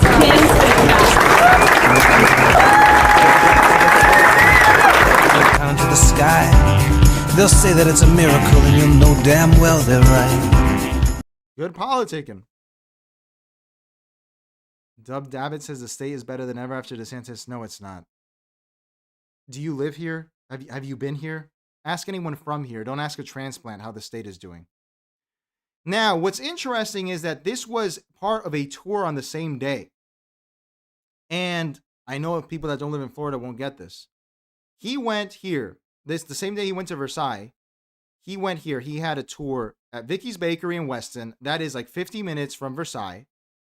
Then he went to Port St. Lucie. That's 2 hours. Okay? That's 2 hours. That's far. Then he went to Clewiston, which is another hour. And then he went to Moorhaven, which is another hour. Pretty crazy. Pretty crazy. Where are you in Florida, Dubadadit? Just curious. You're in South Florida. What about the Jewish vote? What about the Jewish Cuban vote? I don't think really the percentage of the vote is what matters. It's the monetary influence, right? It's the financial interests. Because in Florida, I know we have a sizable Jewish population in Palm Beach, but you can win the state without them in particular if you... But you have to like counteract it because they're going to throw a lot of money because they don't... It seems like they don't like him. I'm sure there are Jewish people that like James Fishback as well. But I don't know. The Space Coast. Yeah, but where are you on the Space Coast? I'm surprised that you like DeSantis, man. I have not met a Republican or a Democrat that's not a transplant that likes DeSantis. DeSantis invited the whole fucking country to live here. He threw the cost of living through the roof. The overdevelopment is insane around the I-4 and the I-95 and the Turnpike. The overdevelopment on precious swamplands that we have down here is ridiculous. The overdevelopment all over the fucking state, Tampa, Orlando, is ridiculous and wrong, and it's ugly and looks like shit. So I don't know what you saw on the Space Coast that was so good. The only conservatives I've spoken to that like DeSantis still, and I liked him at first because he went after the sugar interest for a brief period, are people who literally moved here. But I mean, you can be one of the ones that likes him. I'd be curious to know how old you are. Everything says, do you think Fishback is a future president? No, dude, absolutely not. No, I had everything. He's talented, but no, dude. I mean, look, man, this is performance art. This is how I'm taking the campaign. Yes, I blame DeSantis for people wanting to live here. Absolutely. And I think most people do too. Most people blame DeSantis for inviting, because he literally said, if you're in New York and you don't want to live there, move to Florida. Rick Scott said it too, that if you don't like Zohar Mamdani, you should move to Florida. If you don't like California, you should move here. He literally paid cops bonuses to come here. It's ridiculous, man. It's ridiculous. But maybe you like that. I liked it when the state was Floridians. Ephra says, it seems like Florida has a very different dynamic from the rest of the U.S. Not exactly right or left and is mostly on self-interest. Yes, Florida people, I hate when people say it's a red state. We've always been a purple state. A very, very purple state because it makes sense. It was a southern state, so the Dixiecrats. And then we had, obviously, Republicans come in the post-period after... but it's always been purple. We've always had fucking Republicans and Democrats, and they kind of get along, and they screw you. But that's what kept the state from screwing you too hard, is that there was so much different. There was actual difference of opinion, that there was gridlock, that there were things that were not getting done. And when there was a Democrat in, they really couldn't get things done. And when there was a Republican, they could get some stuff done. But it is a very different dynamic. It's kind of like a microcosm of the country. And we have the blacks, whites, Hispanics. We don't really have Asians. And everyone really loves the state. I haven't really met a Floridian that hates the state. They can hate the city they're in. They don't really hate the state. Racist? It's racist to not like New Yorkers and Californians? Dubba dud it.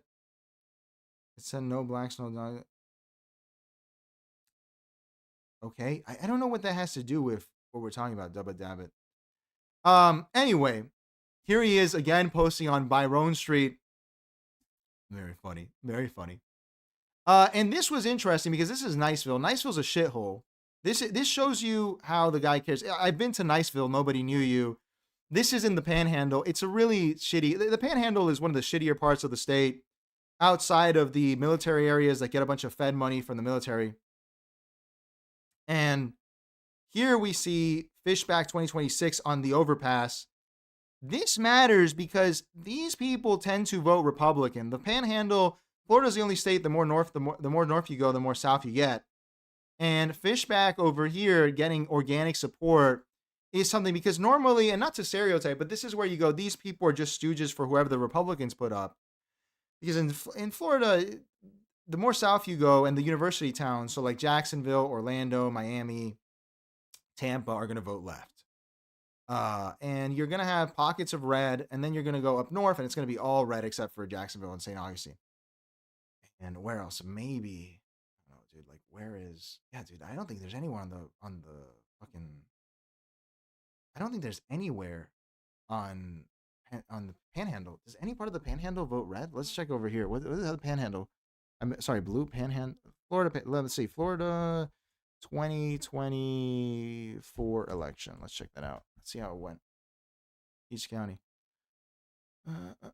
Yeah, dude. Panhandle. Look at that. Oh, yeah. I guess Tallahassee. Is this Tallahassee? Went blue. But yeah, look at the Panhandle. This is how it goes. And this was you see, Miami-Dade went red. Yeah, this was the impressive thing. Because this was done with gerrymandering by DeSantis. Very interesting. Yeah, you see, this is usually red. But you expect these people to be stooges that just vote in line. Everything says it's called Niceville, but it's a shithole. Dude, it is a shithole, man. Like, it really is a shithole. It's not good. It's not a good place. It's not a good place, man. It's not. I went up there in the winter and I was like, this place sucks. Because there are nice parts on the Panhandle, somewhat. It's not really my vibe. It's very redneck, and that's cool. Like, the rednecks are nice, but it's like country.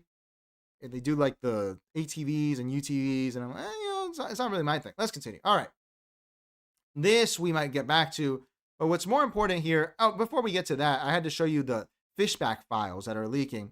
I wanted to remind you here, because this is the first time I see a candidate doing this. This was his promotion here of his firearm policy, which most people that are actually care about guns in Florida, which is not going to be 50%. It's probably going to be like 5 to 10%, but it's an important part. Hate the reforms that Rick Scott put in after Parkland because they were retarded. So let's watch here. And we saw this a while back. This is what Fishback had to say about gun rights. If you are old enough to die for our country, you are old enough to buy an AR-15 223 with a bump stock the day you want it. No waiting periods, no red flag laws.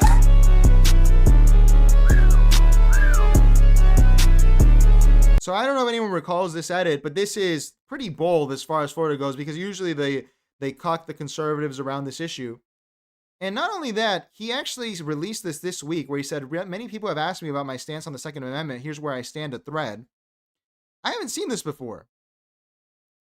I guess we can do it like this because he did this. Do you agree that the Second Amendment to the United States guarantees the fundamental individual right? Yes. Do you support a ban on semi-automatic firearms in Florida? No. Do you support banning the possession, ownership, purchase, sale, or transfer of magazines based on their size? No. Do you support restrictions on purchase of ammo? No.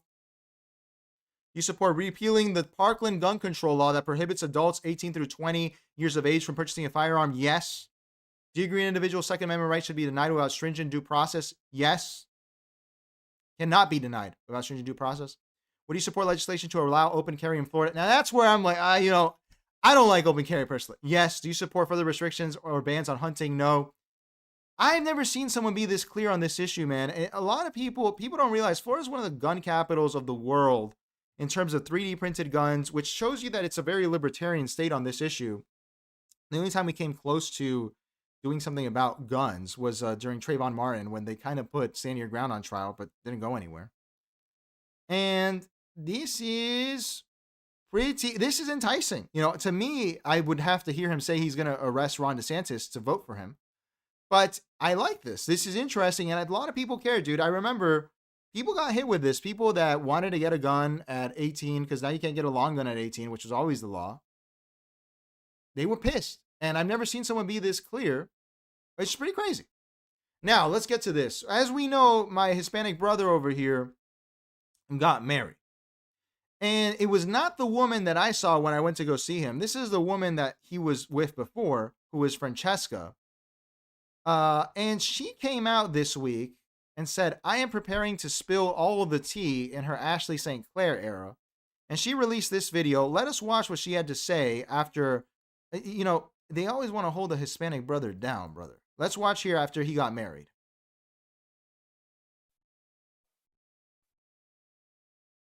Well, well, well.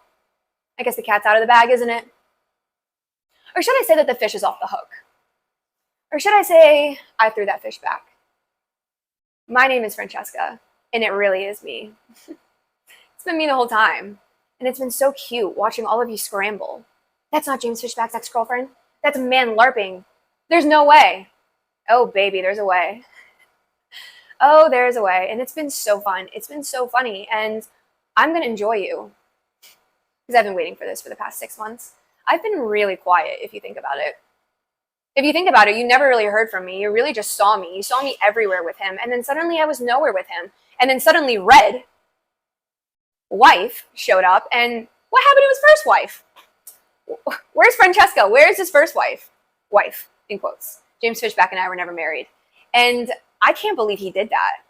I really can't believe he did it. I thought this entire time, I thought he was going to show up at my door the day of, over my birthday weekend, and be like, baby, I'm sorry, I messed up. And I would say, I know. I know you did, Jamesy. I would say, I know, baby. It's fine. It happens. But no, he got married instead. Now I'm left holding the ball on Twitter. Some of you guys have been so cute. You're like, there's no way that's the real Francesca. She's crashing out. She's being crazy. And I have to really ask you a question. If I am James Fishback's better half, because I think we can all agree his new wife is not, I would say, have you ever met the man? Of course I'm acting like that on Twitter. Who do you think he learned it from? Where do you think I got it from? What do you think we do together? It's this. And so I know you guys have a lot of questions for me. I know you guys want a lot of questions answered, and I will tell you everything. I will tell you all. But I'm going to tell you right now, it's going to be a slow burn. I'm going to use you, and I'm going to enjoy it. And you're going to enjoy this also because you've been waiting for this story. You've all been waiting for this story, and it's really funny. It's really cute. I'm going to breadcrumb you. I'm going to tell you what I want when I feel like it. Because I got a lot of information, and I'm not giving it all out at once just because I enjoy the chase. And I know you will too. So let's go ahead and get started, shall we? Let's talk about the articles. Let's talk about how I stole James Fishback's wedding because everybody was talking about Francesca. Much more than they were talking about his silly little wedding. Oh, baby, what did you do? Okay, let's talk about the articles. Now, first of all, this is the greatest performance art of all time. The Fishback Files, Volume 1.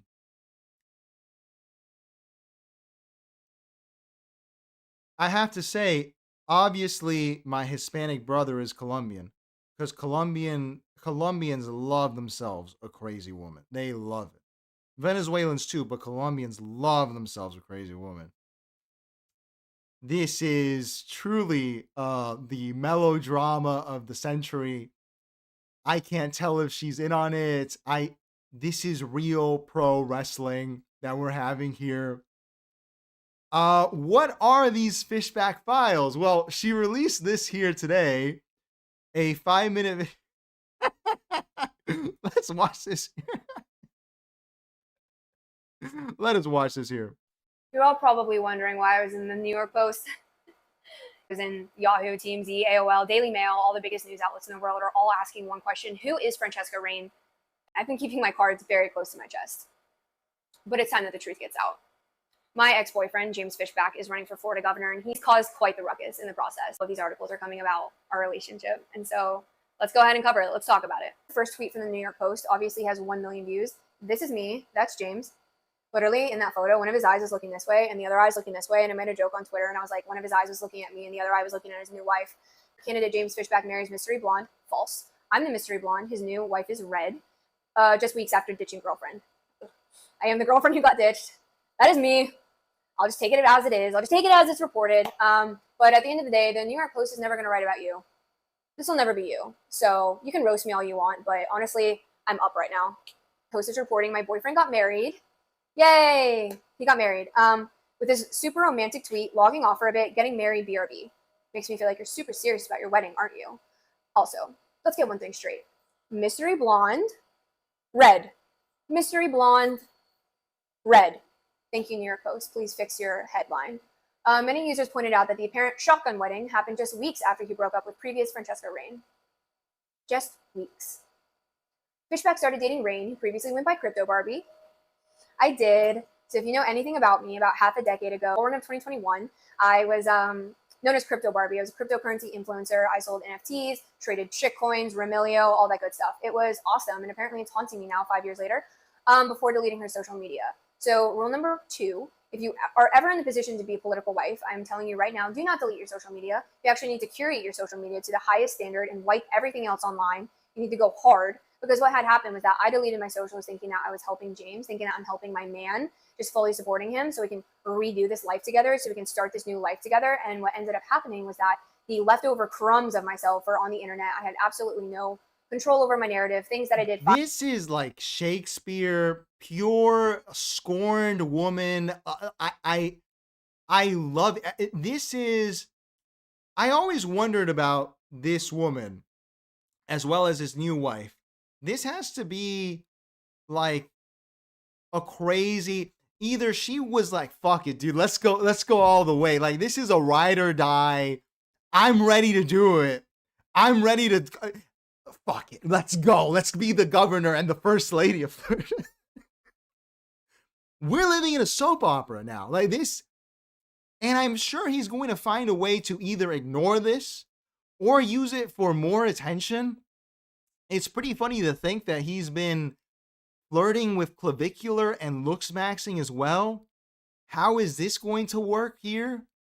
I wonder if he'll address it, because it's so Baudrillardian and Baudrillardian's check-in that he went on the Myron Gaines show and he's like, you should marry a woman, you know, just take a shot. And then he found that this is perhaps, this has never happened in Florida politics. I by virtue of technology and just, let's continue.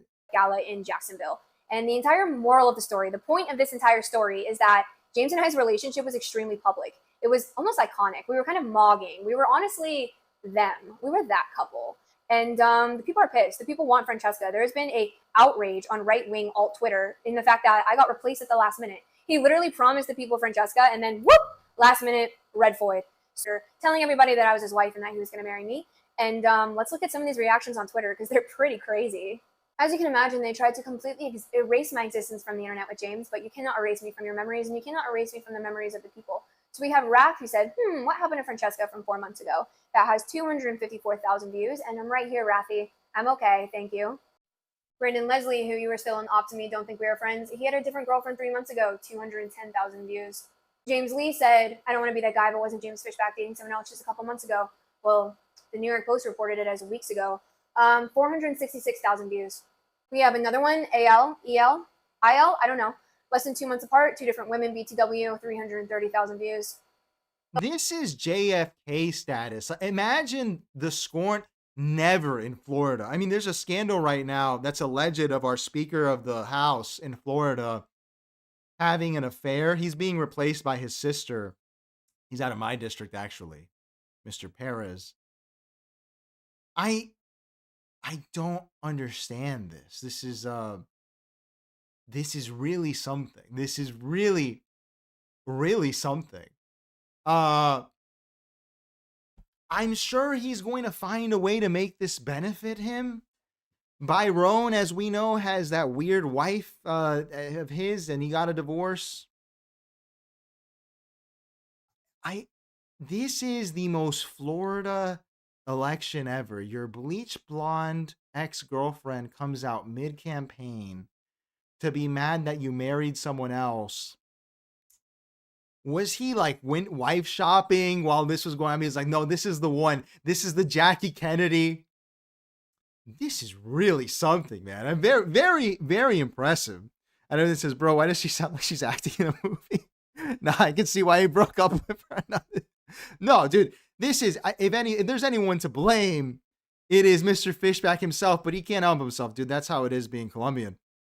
Efra says, this type of chick scares the shit out of me, to be honest. I am not afraid of no, it is pretty scary.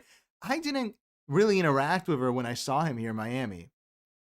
I had everything. She sounds like those novellas, female protagonists. Dude, no, for real. I see Dubba Dabbit is like, I don't know if you're mad, but I'm curious actually, because we are a open show. Do you have the ability to call in?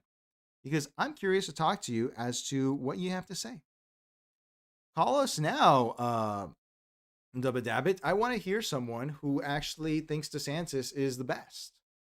Call into the show through the Google Voice number, and I'd like to talk to you here. While we wait, because I'm very curious, I'd like to hear about how this is. I wanted to show you this over here. It's pretty late, but this was pretty funny. The Bulwark covered his wedding. Should we start with that? Should we start here? Let's start here. This is important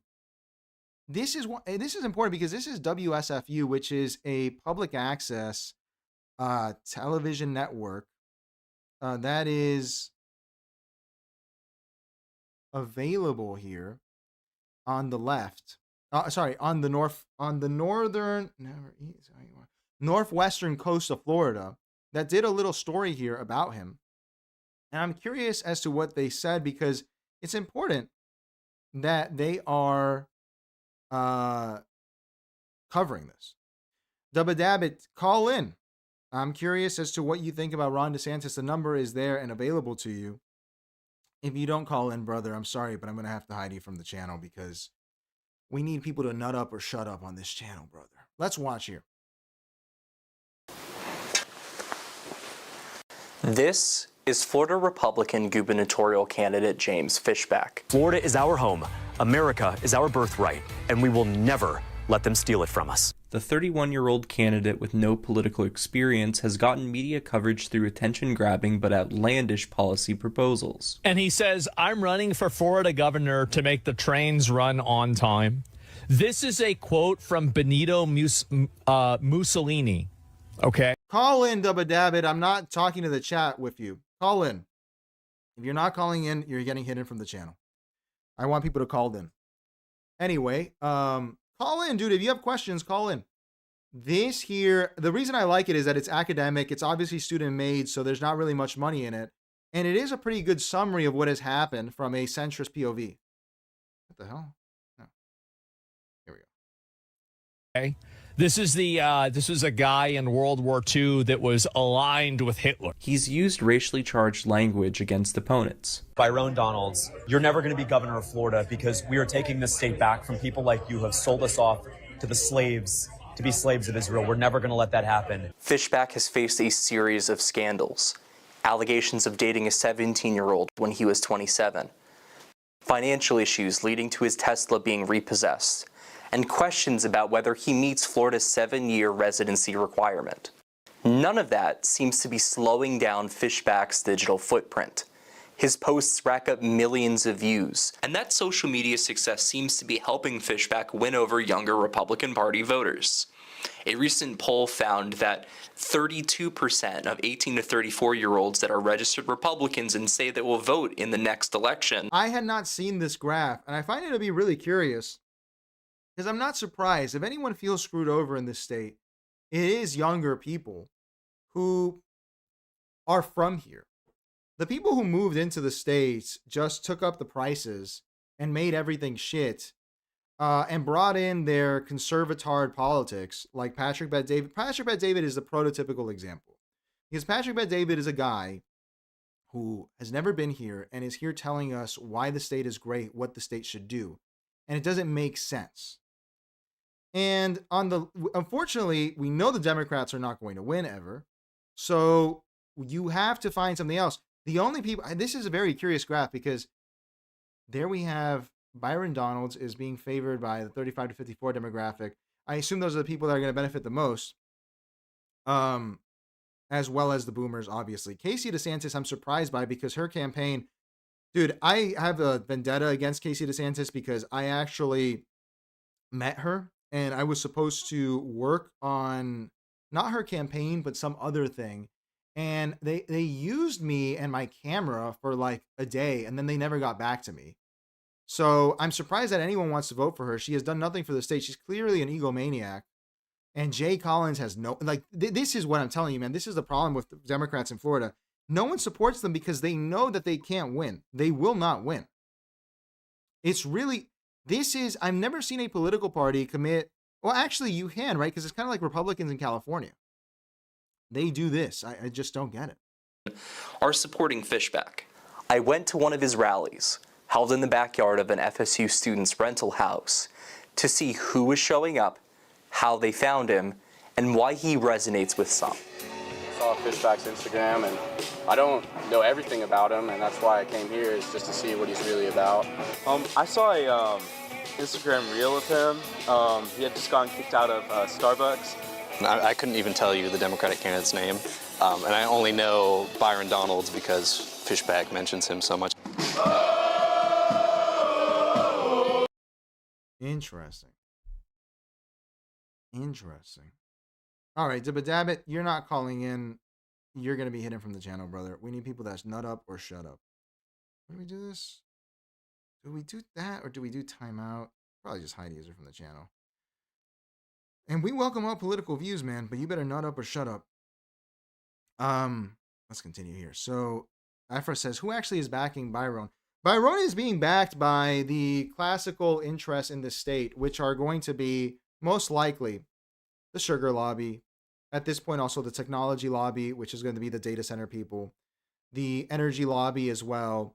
Byron is just, again, because Ron DeSantis, when he came in, I'm telling you, Ron DeSantis, there was a lot of hope. There was a lot of hope, even from the left. People were very happy because they were like, he was an unknown known. We didn't know what he actually represented besides being like a Trump lackey. He came in, he said, I'm going to fight FPL. I'm going to fight the sugar companies. And he didn't do it.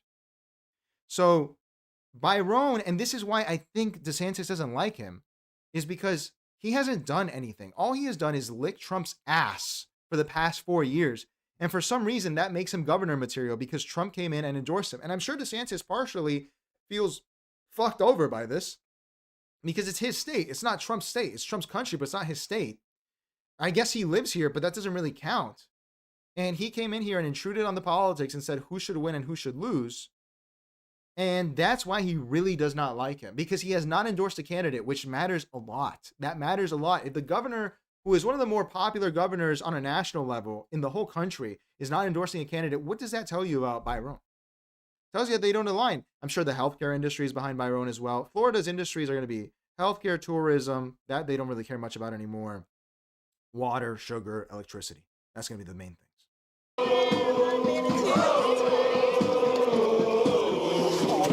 I want to be very, very clear.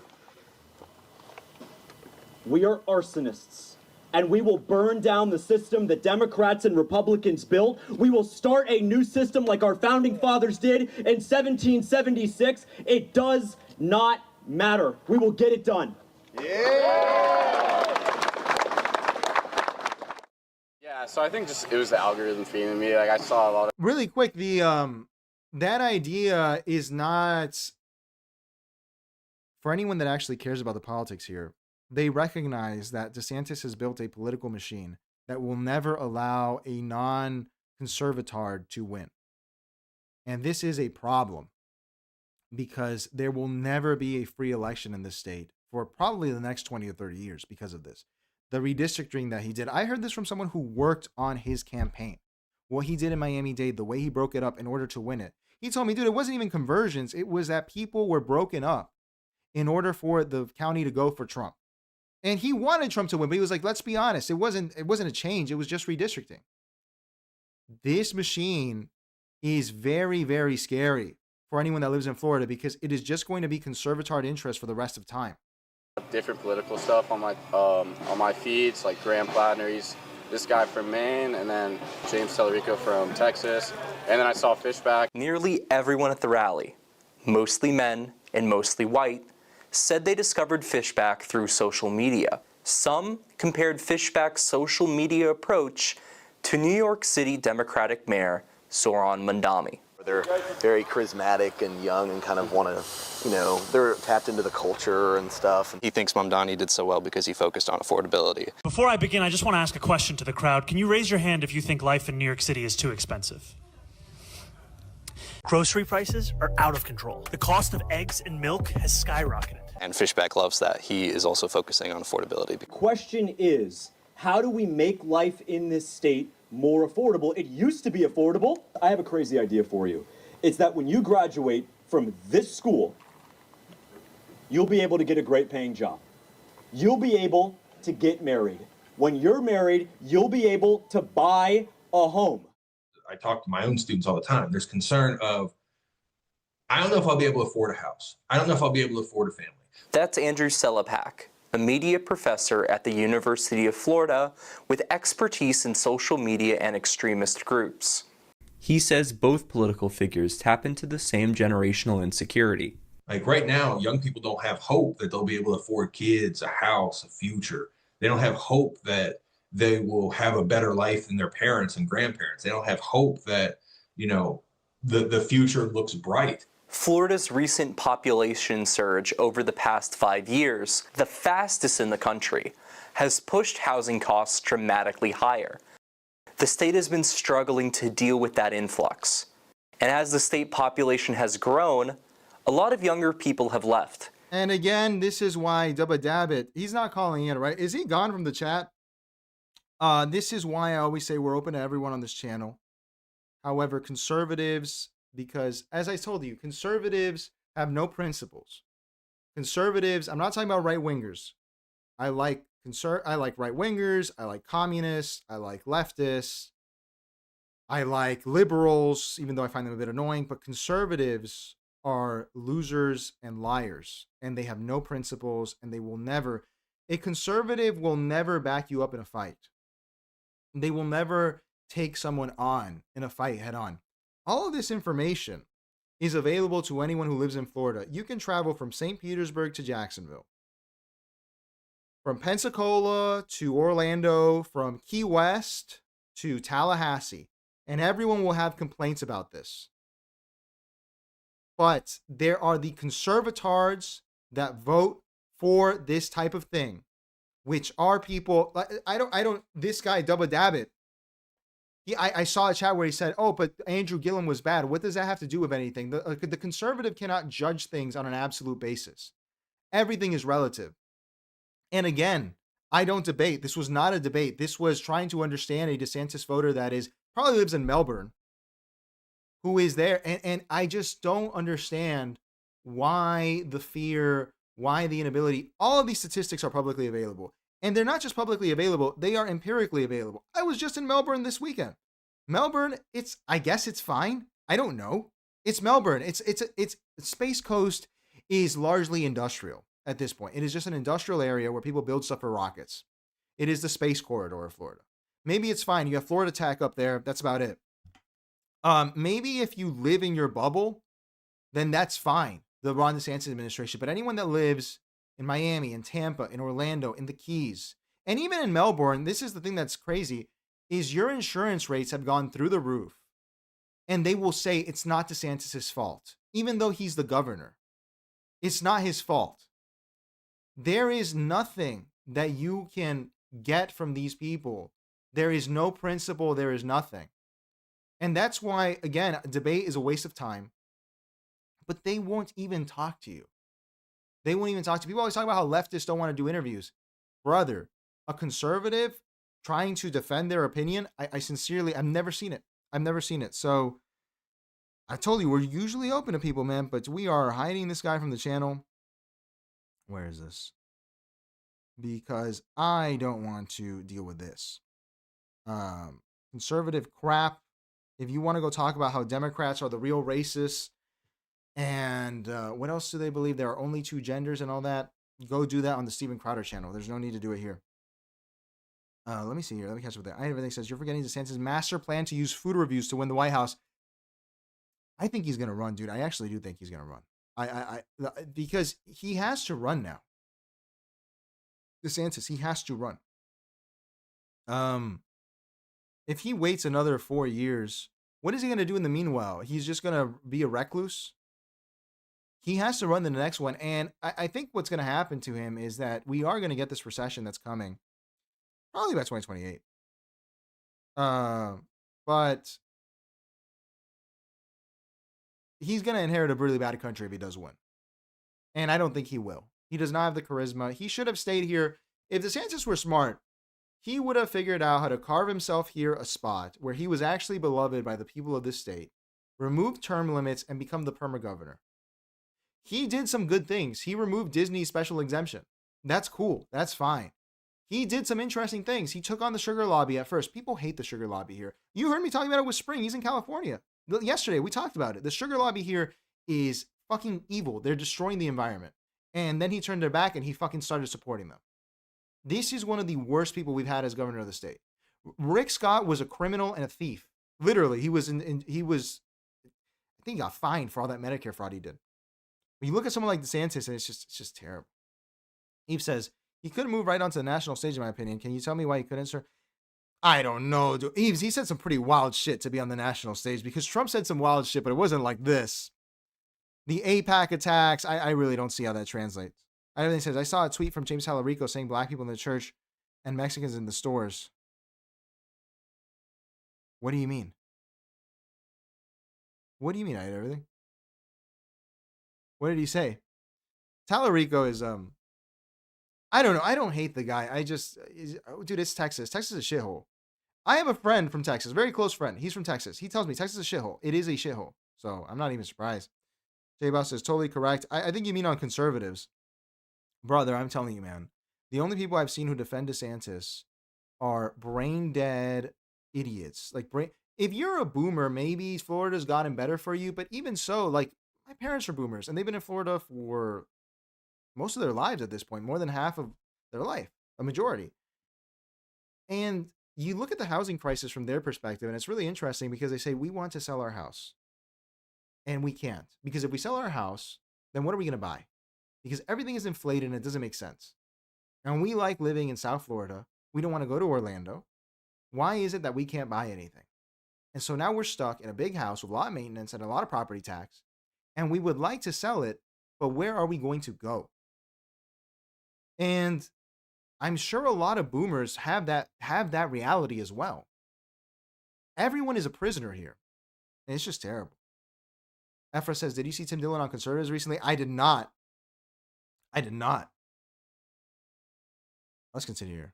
Their most cited reasons were cost of living and job opportunities in other states. Fishback leans into that anxiety that younger people have by offering policy ideals that sound at home in Mandami's messaging. Because my platform of a rent-freeze, fast and free buses, universal childcare, funded by taxes on the rich, could be the difference between you having to move to Jersey City and getting to stay in the 5 boroughs. We're the greatest state in the country. Why is it so hard for the families who made it the greatest state in the country to afford to live here? I meet people every single day who say, I can no longer afford my property tax bill, my homeowner's insurance, my HOA, whatever it may be. I can't get a great paying job. I can't buy a home. But if you're a young New Yorker, it's easy to feel like your voice doesn't matter. Politicians don't take you or your concerns seriously because they don't think you'll vote. All the stupid Republicans can do is criticize the Democrats. They do this, they do that, they do this, but they'll never tell you how they're going to make your life better. I'm not here to do anything but to make life a little bit easier for you. I'd say that he's trying to make... It's pretty crazy to see the side-by-side. Housing more affordable for people coming out of college, giving people jobs, keeping people moving down here out so we could have a chance to, buy houses, get jobs, just kind of putting Floridians first. A lot of our politicians are always pandering to the new residents, which is, it's fine. That's like a way to do things. But I think for me, I was interested in somebody to, push back against that and be like, we want to put Floridians first instead. And these are real Floridians, man, because the real Floridians are black people, Cubans, and Spaniards, but they didn't stay. At this point, Venezuelans, Nicaraguans, as well as the rest of Latin Americans, but I would say those two are even more because they built Doral. Nicaraguans built Sweetwater. These whites, you look at these whites, these are Florida crackers, meaning they're of Scotch-Irish descent. And, dude, I'm surprised to hear this. I didn't know it was this hard to live up there in Tallahassee. That place is a shithole. And they can't afford something here. This is, you can see, it's not going to be a transplant that's saying this. It's going to be a young Hispanic guy, a young black guy, a young Haitian guy. Haitians got to Little Haiti in the 80s. And they're getting gentrified, dude. One of my closer friends is Haitian. And he's trying to fight the gentrification out there. And Florida, dude, like people talk about racism and all this. This is a state where everyone has really gotten along. We have not had a major race riot since the 90s. That was in St. Petersburg. People generally get along. Sure, the Trayvon Martin thing happened, but that was just a mess. It was a mess. And everyone is annoyed at this. And everything says, the white savior complex where they just stereotype minorities and actually, oh, that's what Tallarico, what did he say? Black people in the church and Mexicans in the store. Get you. Yeah, dude, like the AOC thing, the code switching. Spring says they used to get places for retirees that were cheap, but after all the boomers moved to those places, everything got too expensive. No, and not just that, Spring. I have to tell you, there's something that I don't understand, and you see the billboards for it. When I was driving up last week, and I'll probably see them again driving up this weekend. I'm going to Crystal River. Advertising $100,000 houses for 55 plus communities. How is that legal? And the answer is it's legal because there was an age discrimination carve-out put into the Civil Rights Act. So people, elderly, can have 55 plus communities. The elderly are the ones who have assets in this state. They have them. Why are they making exclusive zones for them? And they are mocking people with the prices there. 100,000, 200,000. Did you know it's actually, they have to have a certain percentage of people that are not 55 plus. But none of these places actually do that because the young people, there's no way of checking. And the politicians don't care because they vote, the boomers. And so young people don't have a place to buy, but older people have a home that they own, and then they can just buy a place in the 55 plus community and rent that home out to a transplant. And it's just crap, dude. It sucks. It sucks. It really does suck. Let's finish this. I know it's late, but let's finish this here. I was interested in somebody to, push back against that and be like, we want to put Floridians first instead. They're both examples of people who are offering solutions to problems that young people are feeling, and it's problems that I don't think are being seen, viewed, or appreciated enough, particularly by older politicians who don't experience it, have no experience with it. And the Fishback campaign is the first statewide campaign in Florida, I would argue, to have successfully combined that economic populism, strong editing, and simultaneously a clear understanding of the algorithm and how to manipulate it. Jackson McMillan is a Democratic digital and social media consultant who owns Key Lime Strategies. He says many politicians are trying to imitate Mamdani's social media style without understanding the behind-the-scenes mechanics. One of the Mamdani's campaign's greatest strengths was that they had a multitude of what we call emulator accounts, which are side accounts. Hot Girls for Zoran being a prominent example of an account that was very successful. Oh, you're voting for Cuomo? Yeah. When we swipe up, we may not get served a James Fishback reel, right? But we may get served a white college boys for affordable housing reel. GTA 6 finally comes. We are going to have a 24-hour-long GTA 6 marathon in the governor's. I see Ephra. The north of Florida on the eastern side is Georgia, and on the western side is Alabama. No one really says Mississippi. They say more Alabama because there's a lot of Alabama people there. And behind the scenes, it's probably the same person or same team running it. And social videos talking about political issues aren't enough. Social media serves political content to the politically engaged, right? And those people are already going to vote no matter what. But the vast majority of people aren't paying attention to politics the same way you and I are. Fishback and Mamdani get around that with collaborations with not strictly political influencers. That means that you need to show up today and turn the page for everyone. And turning the page on the politics of the past and the politicians of the past. The most pro-life thing we can do for a young mother is say, you just had a baby. You can spend the next 3 months staying at home, and we're going to help cover the cost of that. accounts with a particular, digital interest creator segment are going to get served to those people, kind of regardless of what they say in them, right? Despite social media parallels, Mandami and Fishback are not ideologically similar. Zoran will pursue his own experiments in the dyed wool of socialism, and we will pursue our experiment here in unapologetic capitalism and Americanism. Mandami is himself an immigrant who has been outspoken in favor of protecting immigrants in America. Fishback adheres to firmly anti-immigrant ideology. But I want to be very clear with you. The Great Replacement is real, and we will stop it. We will not be replaced in our country. The Great Replacement is a coordinated effort by both the government and large multinational corporations to replace the founding stock, the heritage Americans in our country, with cheap foreign slave labor. And here's my promise to you. On day one, before the sun sets, as your next governor, I will raise tuition on every single foreign student to $1 million a year. Go the hell back to China. Go make your country great if you're so smart. I think I don't even see, because obviously they're doing a little bit of an attack because it's a university, and that's fine. I don't think anyone is going to say that foreign students have a right to study in the United States. I think everyone who has been to a state school in Florida or even a private school, dude, I saw the Chinese, I love Chinese people. They were all cheating on the tests, all of them.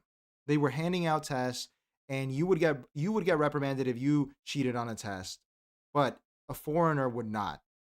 The Saudis as well, and people just see it as taking advantage and taking spots from people here. This is all over the state, dude. UF is like one of the most important universities in the country, and it has this problem as well because they make more money off of it. So I don't really even see how this is a big deal. Like, no one's going to fight for, at least in Florida, CCP students' God-given right to study in the United States. Immigration rhetoric is kind of concerning. It does come with a little too much negativity and like vilifying a lot of the immigrants too much. It's a very extreme route he wants to go that honestly scares me in terms of immigration. He talks about it like he has a fully thought out plan, but I honestly don't believe that. It's such a deep and complex problem to solve. I mean, we've had a close personal friend in Florida deported by ICE. He had his whole life planned out for him. His parents were working, not citizens, but they were working honest jobs. He was going to work an honest job, and I just don't see the problem that they should be deported when, there are people who are like literal criminals that could be deported instead. Online, Fishback's harsher views aren't always easily visible to people on first contact. The algorithms are looking at every word that appears in what you say, every word that appears in your captions, every word that appears in the background of the video you're taking, right? And then it takes that, predicts interests, and serves it to certain people. Content that's going to get the most attention, most engagement, that's going to get the most comments, likes, shares, is going to be the content that upsets people. It's not going to be videos of puppies and kittens and little babies. Part of the reason why Fishback has been so successful is when challenged on his beliefs, he's a stick in the mud. He commits. And so people are going to be drawn to that conviction, even if it's disgusting, conviction of disgusting and evil things. Whereas when you put most of our Democratic statewide candidates on camera right now, they're going to wobble and try and make everybody happy. The algorithm rewards outrage, which is why extreme voices get attention, media coverage, and platforms. And Fishback's extremeness generates coverage, like this video. Even with his online attention, these attendees don't know if Fishback can beat frontrunner Byron Donalds. Like how my grandparents would vote in a situation like this, or my dad is like, he doesn't know too much about the candidate specifically, but he knows that Trump likes the guy, and so that's really all it takes for him. And that's what people are pissed off about. The state is run like that. I wouldn't be surprised if half people here tonight don't vote. I think a lot of people our age are finicky, and they get drunk the night before the election and not vote. Donalds has a war chest for election that's. We're still 10 That's obscene. 45 million miles away from it. And where you've seen a very dissatisfied younger population that feels disenfranchised, that's often where you have seen communist revolutions in China, in Russia. It's one of those things where it's not happened here in the United States because we've always had upward mobility and you've had the opportunity to live the American dream. But then if you take away that core aspect, the ramifications are fairly scary. I'm Tristan Wood with WFSU Public Media. Don't forget to like, subscribe. Pretty centrist, man. And that's the thing, is that Florida's such a fucking mess, man. It's a mess. It's a mess. I never thought that I would even consider leaving Miami, man. Like, I am so ready to go to Orlando. I'm ready. They have ruined this wonderful state. And it's unfortunate because a lot of younger people remember when it was a nice state, and it sucks. And Fishback, clearly clearly James Fishback is not the answer to Florida's problems, even though I think he's funny and everything. I wouldn't tell you not to vote for him. I wouldn't tell you who to vote for at all. I'm not going to vote. I don't vote in any election, but this is ridiculous. Like how bad the state has gotten. And I don't get, this is going to become boomer stand, bro. Like this is a problem where I don't know where the service economy is going. Miami-Dade is closing schools because people with children are leaving. There are no children left. And the thing is, I'm a good farm boy. I take after Malcolm X. System's not working for me. More wind. Massa's house is on fire. More wind. More wind. No slave mentality here, dude. If it's bad, more wind, Massa. More wind. Let him get fucked, bro. Let him get fucked. Imagine when there's no young people here and no one is here to wipe boomer ass. There is no health insurance company anymore because it's ass.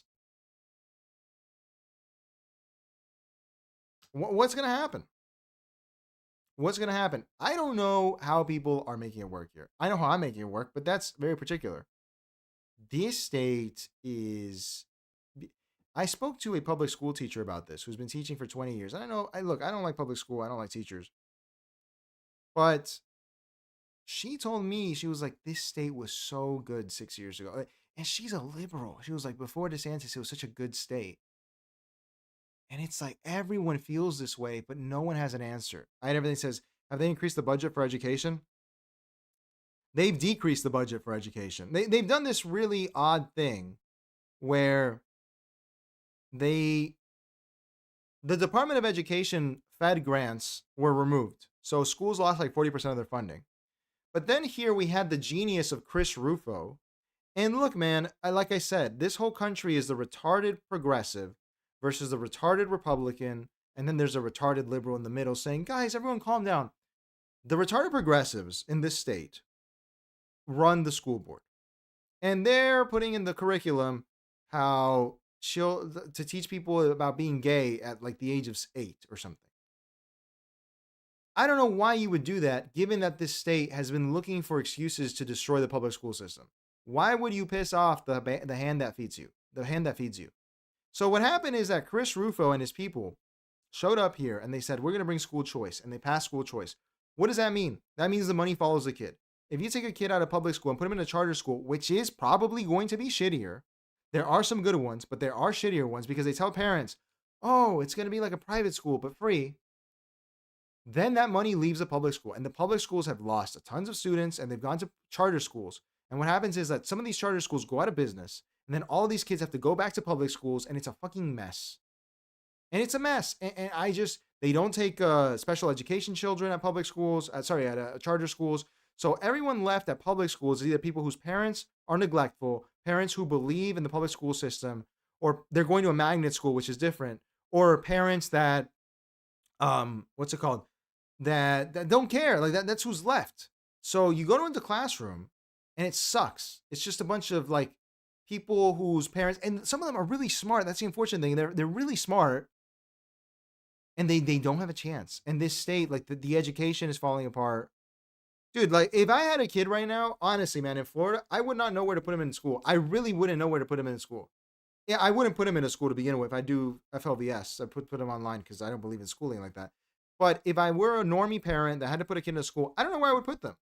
Because a lot of these charter schools fucking suck. The public schools that I went to public school my whole life. I went to a really good public school. It was a magnet school. It sucks now. It sucks. I couldn't put my kid in there.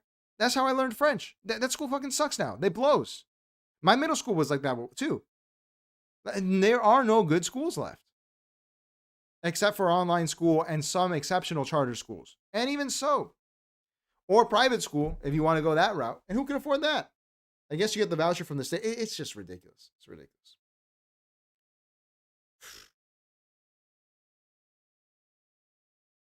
The Mondragon. Very cool. All right, everyone. That is the end of the show. We went half an hour over. Let me see if I unhide this guy from the channel. We'll see when he comes back. If he comes back, let's see this. What was he even saying, man? Because I don't get to see the chat the whole time. J-Boss was fighting with him?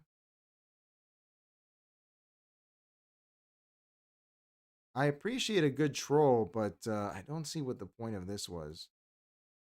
Because he was trying to engage with me about Ron DeSantis.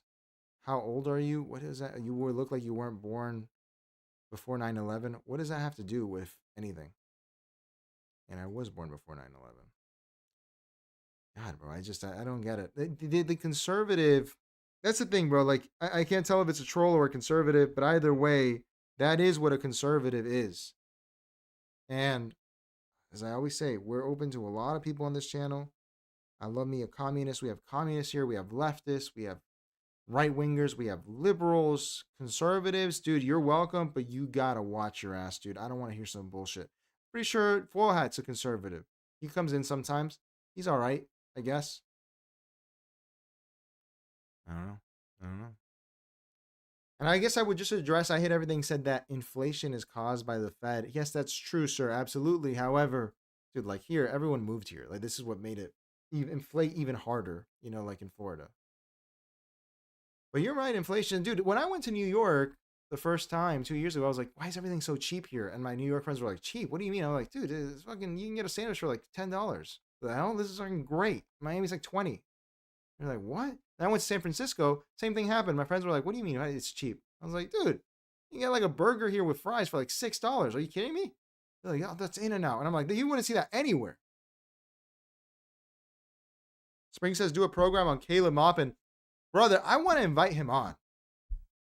I want to invite Caleb on. I think I might. I like Caleb. I don't agree with him on some stuff, but I like him. I think he means well. Yeah, and he did it with AA. I know he's friends with AA.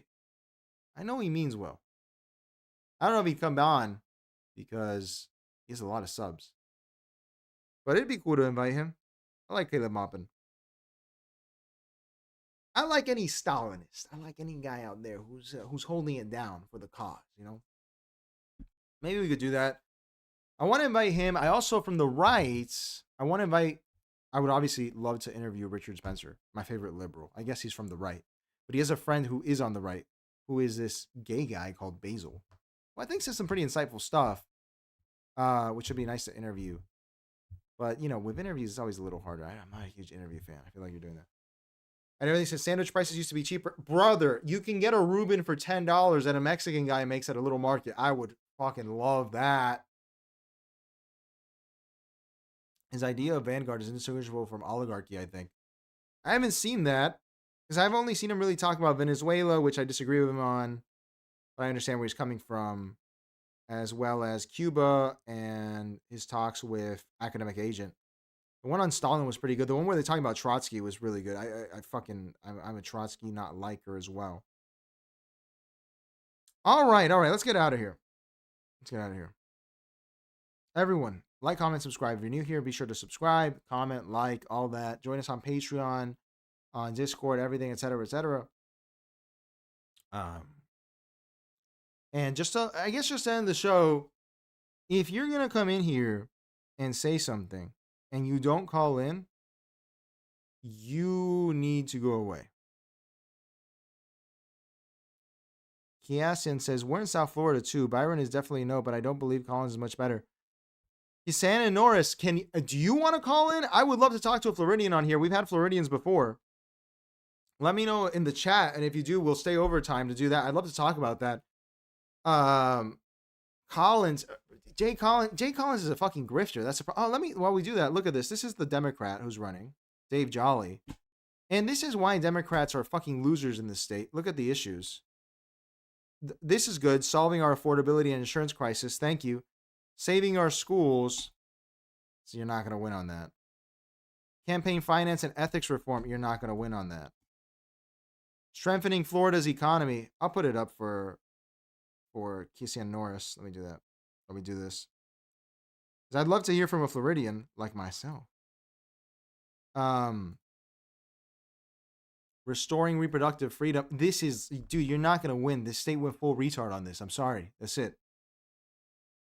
Restoring services for our veterans, family access to Florida universities, reducing gun violence. This is, look, Florida suffers seriously from gun violence. Responsible gun owners are not the problem, but lax gun laws are. You're not going to win. It's time. It's is spelled incorrectly. We live in the age of ChatGPT, and you're not using the contraction. This is a Democrat in Florida. They are looking you in the face and telling you that you don't matter. Look at this. You won't even invest on the grammar of the website. It is time. Politicians in Tallahassee, do more. Do something. This was written by DeepSeek. Florida should ban the sale of assault weapons. Yeah, that's going to happen, right? Even though we just got fucking universal carry. Require universal and comprehensive background. Yeah, that's definitely going to happen. Explore licensing. They just got rid of concealed carry licensing.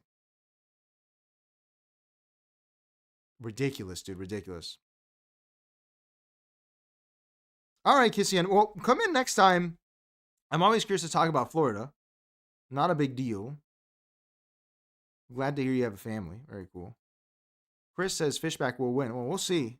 Be sure to subscribe if you're new here. I haven't seen you here, Chris. I haven't seen you here, Kissian. I don't know if Fishback will win, but it's tough, man. And I don't even know if he would solve the problems. This state is too far gone. It's too far gone. It's too far gone. It's too far gone, man. Like, it is too far gone. This state is too far gone. It's ridiculous. Thank you, J-Boss, for the update, sir. This state is the Democrats are retarded. The Republicans are retarded. Look at how bad the image is here. This is what Democrats think of you in this state. If you're a Democrat in Florida, this is how you're treated. You are treated to the worst picture ever. They didn't even edit the brightness on it. He looks fucking red. Eve says Nick Fuentes is a big boost in the attention that Fishback will get, sir. 15-second opinion. Well, this is the test. This is the test. This is the test, right? This is the test. Like we don't know. We don't know what's gonna happen. But I do agree, Eves. This is the test because he hasn't really supported anyone like this. But I want to see if he wins in spite or because of. And even if he doesn't win, what percentage of the vote is he getting? Because no one's activating young people. David Jolly is not interviewing, is not getting anyone off their ass. Let's see what Jay Collins is saying here. I'm curious about this. Jay Collins. What's his website at? This guy who's been fucking lieutenant governor for 2 months and running for a fat retard. Let's see. Jay Collins for governor. Issues. Let's see. Secure the border, stop fentanyl, protect family.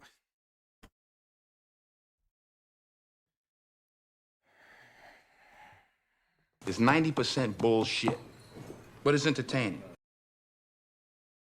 You're the governor of Florida. What are you talking about? Make Florida affordable again. You're in the admin. You could do that right now. Working families and seniors are getting squeezed. Everyone is getting squeezed. Jobs, growth, and the American dream. Florida stays strong by staying free. I think we've been free enough in Florida, actually. I think staying free is what made Florida a fucking shithole for anyone that doesn't make $300,000 a year, actually. Low taxes, less red tape. What taxes are we going to cut? What taxes? I want to see what they put tolls at. They're going to put that shit at $40 a fucking lane. Stand with Florida farmers and ranchers. More subsidies for big ag. Perfect. Amazing. World-class schools. What are you going to do? You're going to bust the teachers' unions? Really? There are no schools left. They're consolidating them. Protect conservative values. What are you talking? This is just slop. This is pig slop. Law and order. We have that. What are you talking about? Protect seniors. Seniors built this state. Actually, I think the people who built the state were young men and women. From when Henry Flagler came down here, he brought down blacks and whites, and he brought up Cubans and across Spaniards to build this state. And they were between the ages of 16 and 45. Those are the people who built this fucking state. When we built fucking Disney in this state, I don't think any senior was building Disney. This is insane. This is fucking slop.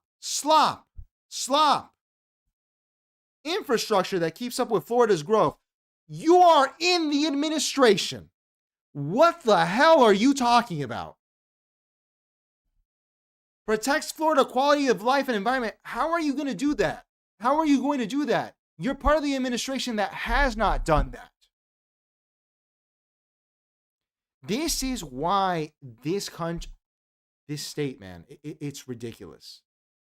It's ridiculous. Look at this. Look at how little they think of you. A blurry picture of him on a fucking horse with an MP5. I'm telling you, dude, more wind, Massa. More wind. I think we've had enough of veterans as governors. The last one we had wasn't very good. Longtime Floridians. So you're not from here. Where is Jay Collins from? Let's see where Jay Collins is from. This is another problem people hate here. No one is from here anymore. Where's he from? He is from Montana. You're from Montana. You're not even from Florida. You're from Montana. You're on Montana. You're from Montana. You're not a Floridian. Dude, this is all of our representatives. They're not from here. They're not. And some of them, and honestly, it's the liberals, are cool because they care about the environment. That's why they get elected. The rest of them are a bunch of fucking carpetbagging scum. Vision for Florida. Look at this. They don't even have good. It's just ridiculous. It's ridiculous. It's ridiculous. I don't understand how this state is going. I'm telling you, man, because it's not squeezing now, but it will at some point. Maybe that's my cope. You're going to make this Dubai? Good luck. Good fucking luck. Let's see how that goes. This is the same thing every place has tried. Every place has tried. Oh, let's live off tourism. Let's do that. Doesn't work. Doesn't work. All right, whatever. More wind. Do it. Why not? Do it. I'll fucking leave. I don't give a shit. I don't give a shit. All right. Let's get the fuck out of here. Everyone have a great night. See you guys then. I'm going up to Crystal River the weekend. Change the world. My final message. Goodbye.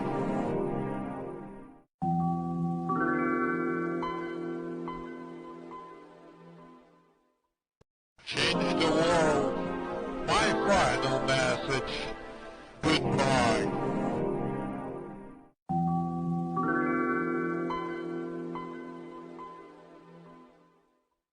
Change the world. My final message. Goodbye.